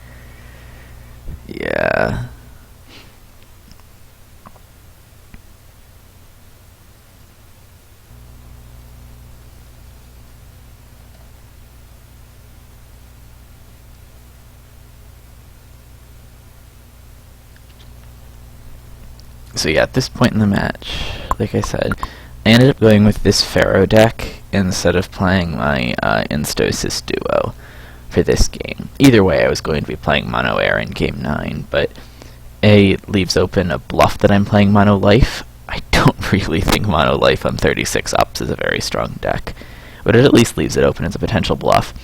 And B, I just think this is more likely to win Game 8 than Instosis. I think there's more ways Instosis as a duo can go wrong. It's just not one of the sufficiently strong decks in format. Additionally, like if he sends out any sort of small creatures, as he very well could, with some sort of Deja Hope of his own, or frogs, spiders, crawlers. Well, crawlers are a little harder, but in general, if he's sending out any sort of small creatures of his own, I really want to have the scarabs to deal with them. Procrastination will help keep me alive. Sundials will help keep me alive. Eternity should help keep me alive. I've got a lot of ways to try to slow this down.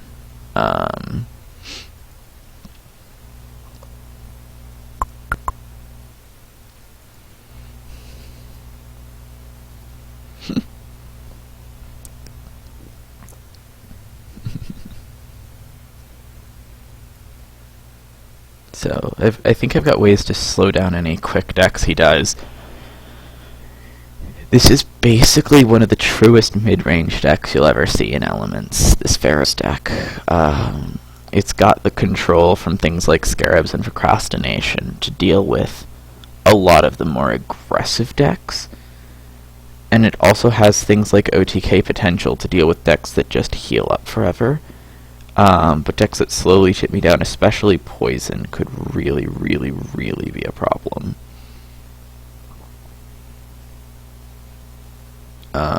Not quite as big a problem as, like, I don't know what he's going to combo with if he plays Death again. Wait, Death Life Stall, maybe?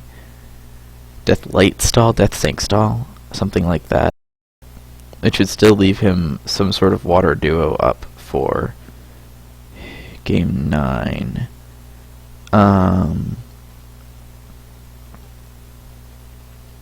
So if he plays a water duo for Game 9, that's the worst nightmare scenario.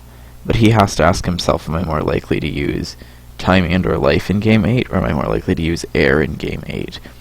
He's got... Actually, he has two really good counters to the Air deck, which are a Sosak-based deck and a Dry Spell-based deck. Dry Spell doesn't... Dry Spell doesn't work super well against Pharaohs, but it's still really annoying against Pharaohs. Sosak works against both. Oh, this is... Decisions.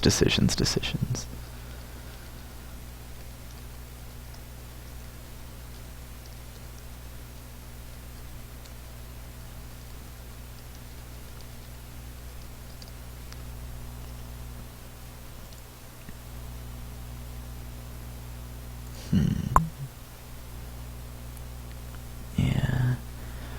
So, his best chances to win are to play something with Sosaks, maybe a P-Dials version or something, and something with Dry Spells. If he plays Sosaks first, it's worse for me.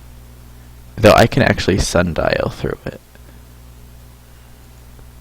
If I Sundial through Sosaks, I still die to Poison, though, because Procrastination doesn't stop Poison.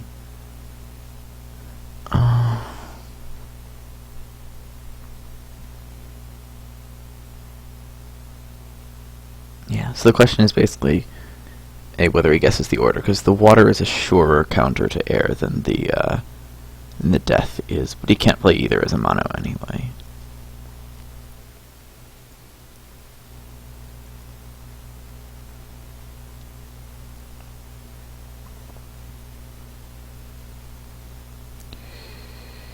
So as a recap of the match so far, in the first game, I was playing Deja Hope, and he played a mono water deck, and I was able to get past his highest damage source on my Hope, which was successful there.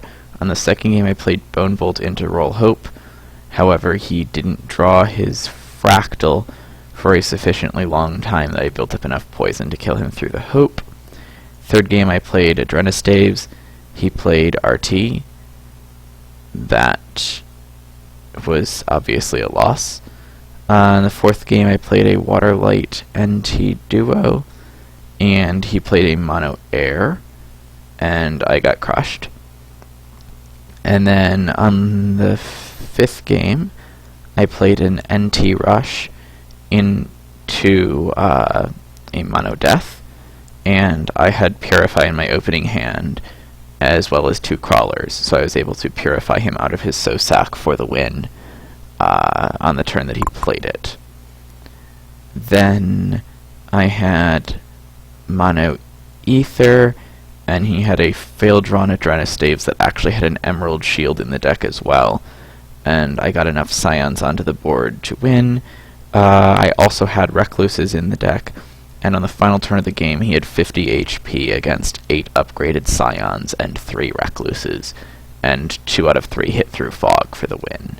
So that was a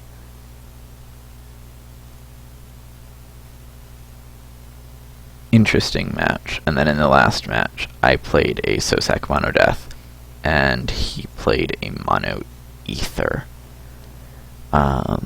In game 7 that is, and I got silenced on the turn I needed to Sosak, twice in a row actually, though after the first one it was already over anyway. I amusingly had like 3 Bone Dragons in my hand at the end of the game, but he had a dim up, so even if I could have played them it wouldn't have mattered. But I didn't draw much poison early in that one. If I had more poison early, I had 5 deadlies in the deck, and I think I drew 1 before the game ended. So some more poisons might have helped with that matchup a little bit, but it wouldn't have been enough. I mean, a Silence Mono Ether just beats a Sec Mono Death straight up. That just happens.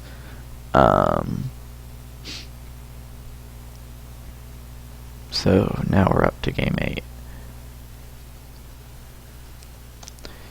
And my decision point for game 8 was between an Instosis duo and an SOR Pharaohs deck.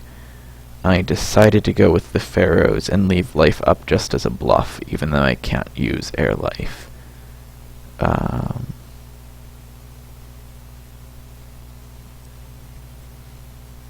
As well as the fact that I just think Sundials, well, not just Sundials, but the Pharaohs in general, give me chances against a lot of the things he can play.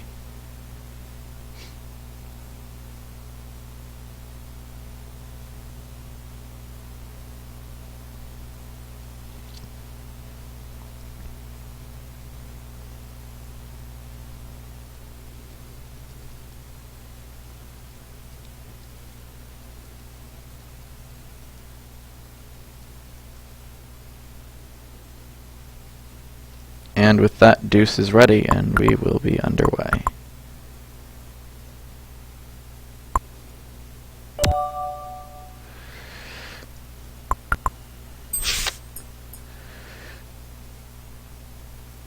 Oh, that's not the best start I've ever seen.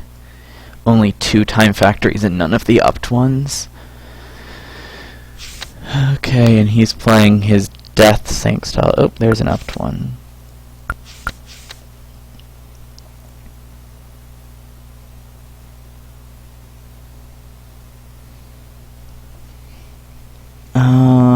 I can't get a Pharaoh out next, so...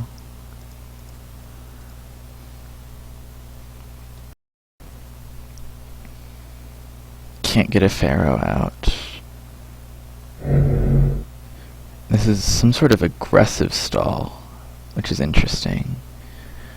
But yeah.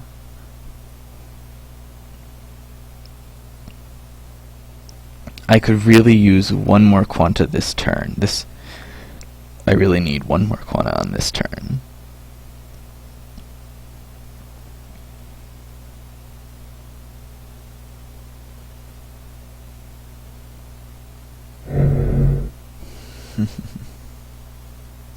And I got it.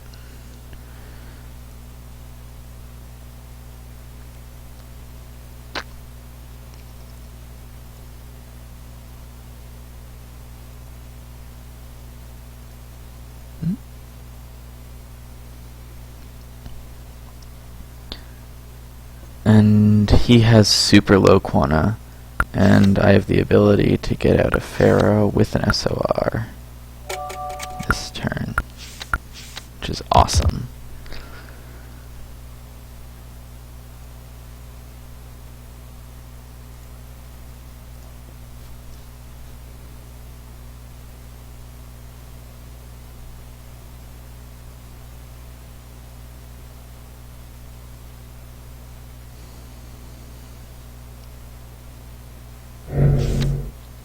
He's on 7 damage per turn.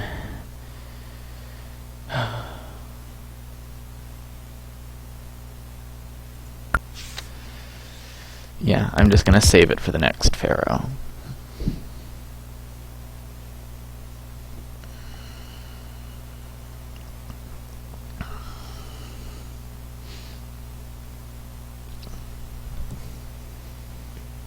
This is probably full P-dials. 30 card full P-dials.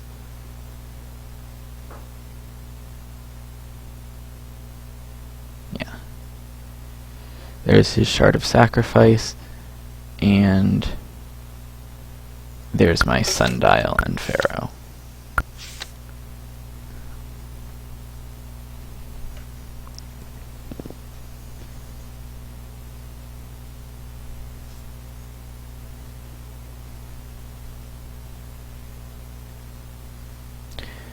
That was a huge part of the reason I was playing this deck, was because of those Sundials. Now, unless he has Shards of Divinity in this deck, that's game over, I think. Or Sundials of his own.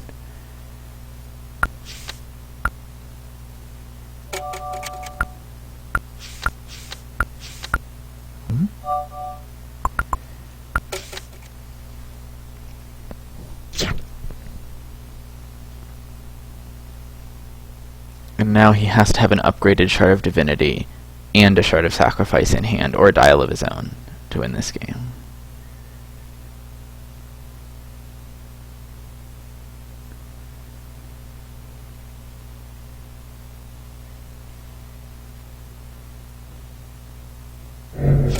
He does have a Dial of his own, and now we've got to start an Eternity Clock against his clock. Eternity's a 7-turn clock. The question is whether he'll run out of dials. He has to kill me with dials.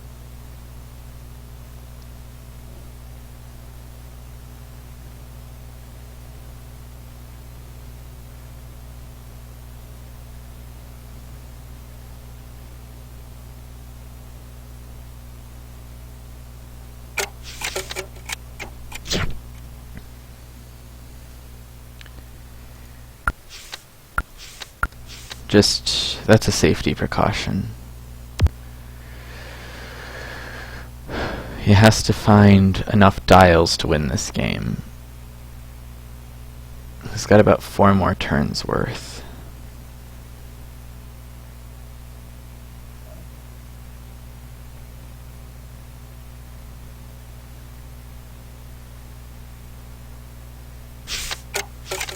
And he has it. Oh my gosh.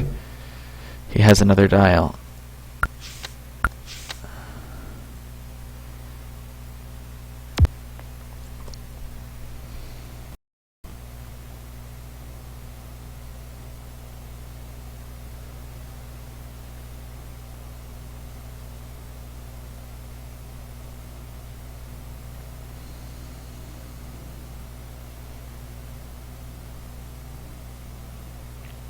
And go like 14, 15. Oh no. Oh no. Okay. He has to get 1 more dial this turn. That's like 4 dials in a row he's had. He can only have 2 more dials left in his deck. And he needs to have all of them. He'll have 2 draws to get it. So I need 2 dials to be in the bottom 8 cards of his deck to win this. Oh boy. Or, you know, top deck 5 damage some other way.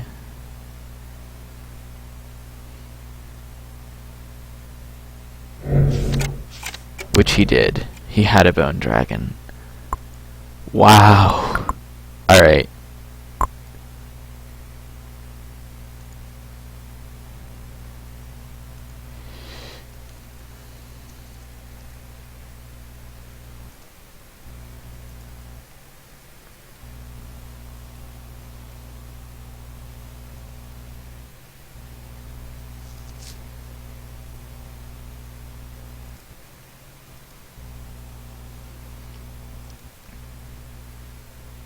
Now it comes down to 4/4.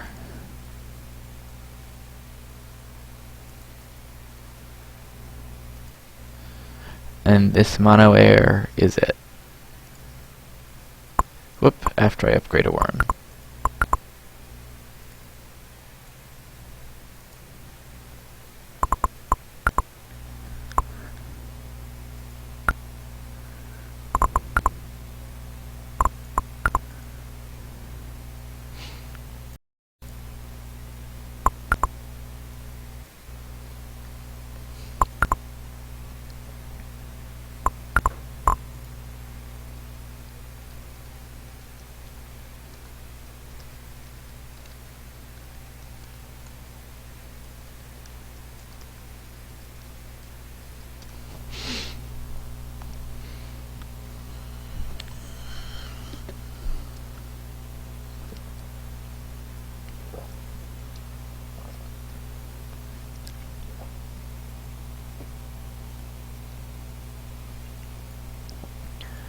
Well, this is it.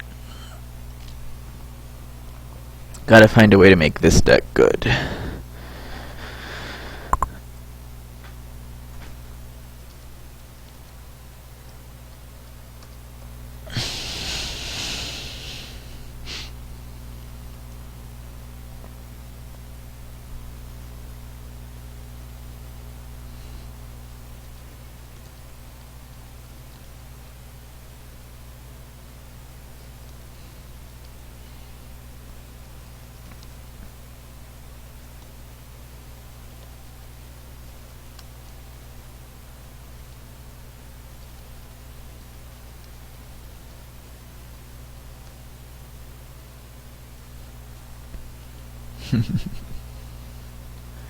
So, basically, a dry spell deck is a huge problem for me. Something with dry spells in it. But he cannot play mono water. So, it's just a question of whether he can find a way to pull out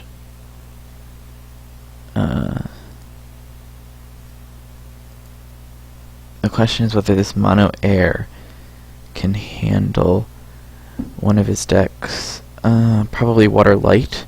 Probably some sort of miracle deck with water light is my biggest problem here, because that gives him miracles and dry spells. And those are the 2 cards that would really give me some trouble. Water life is also an option, just like accelerated crawlers, something like that. With, you know, dry spells again, of course. Probably even a water life NT, because that gives him life nymphs to spread the adrenaline around even further. Even fog might not be able to save me against that.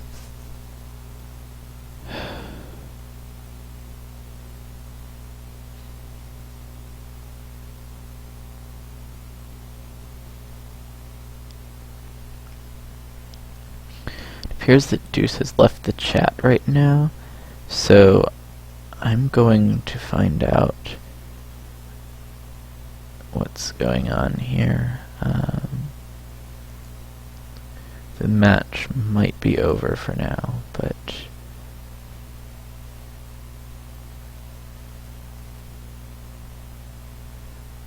the match might have to be resumed at a later point in time. I'm not sure.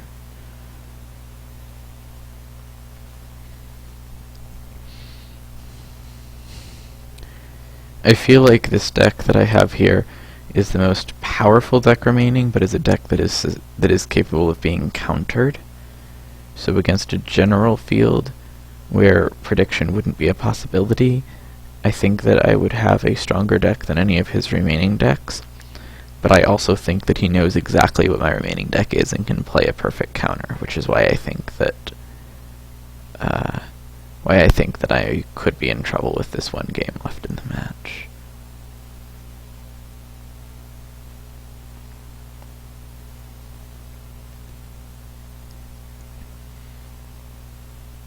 So I think with that, we'll end this part of the stream because it appears that Deuce has left for now. I will try to keep everyone informed as to when the final game will be played. But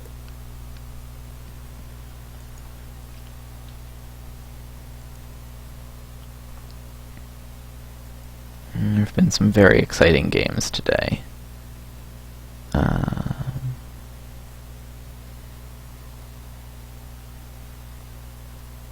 And hopefully in a relatively short amount of time there will be able to be a separate stream of Game 9. Thanks for watching, everyone. This is a very tense match, and it will be very interesting to see what this final game brings.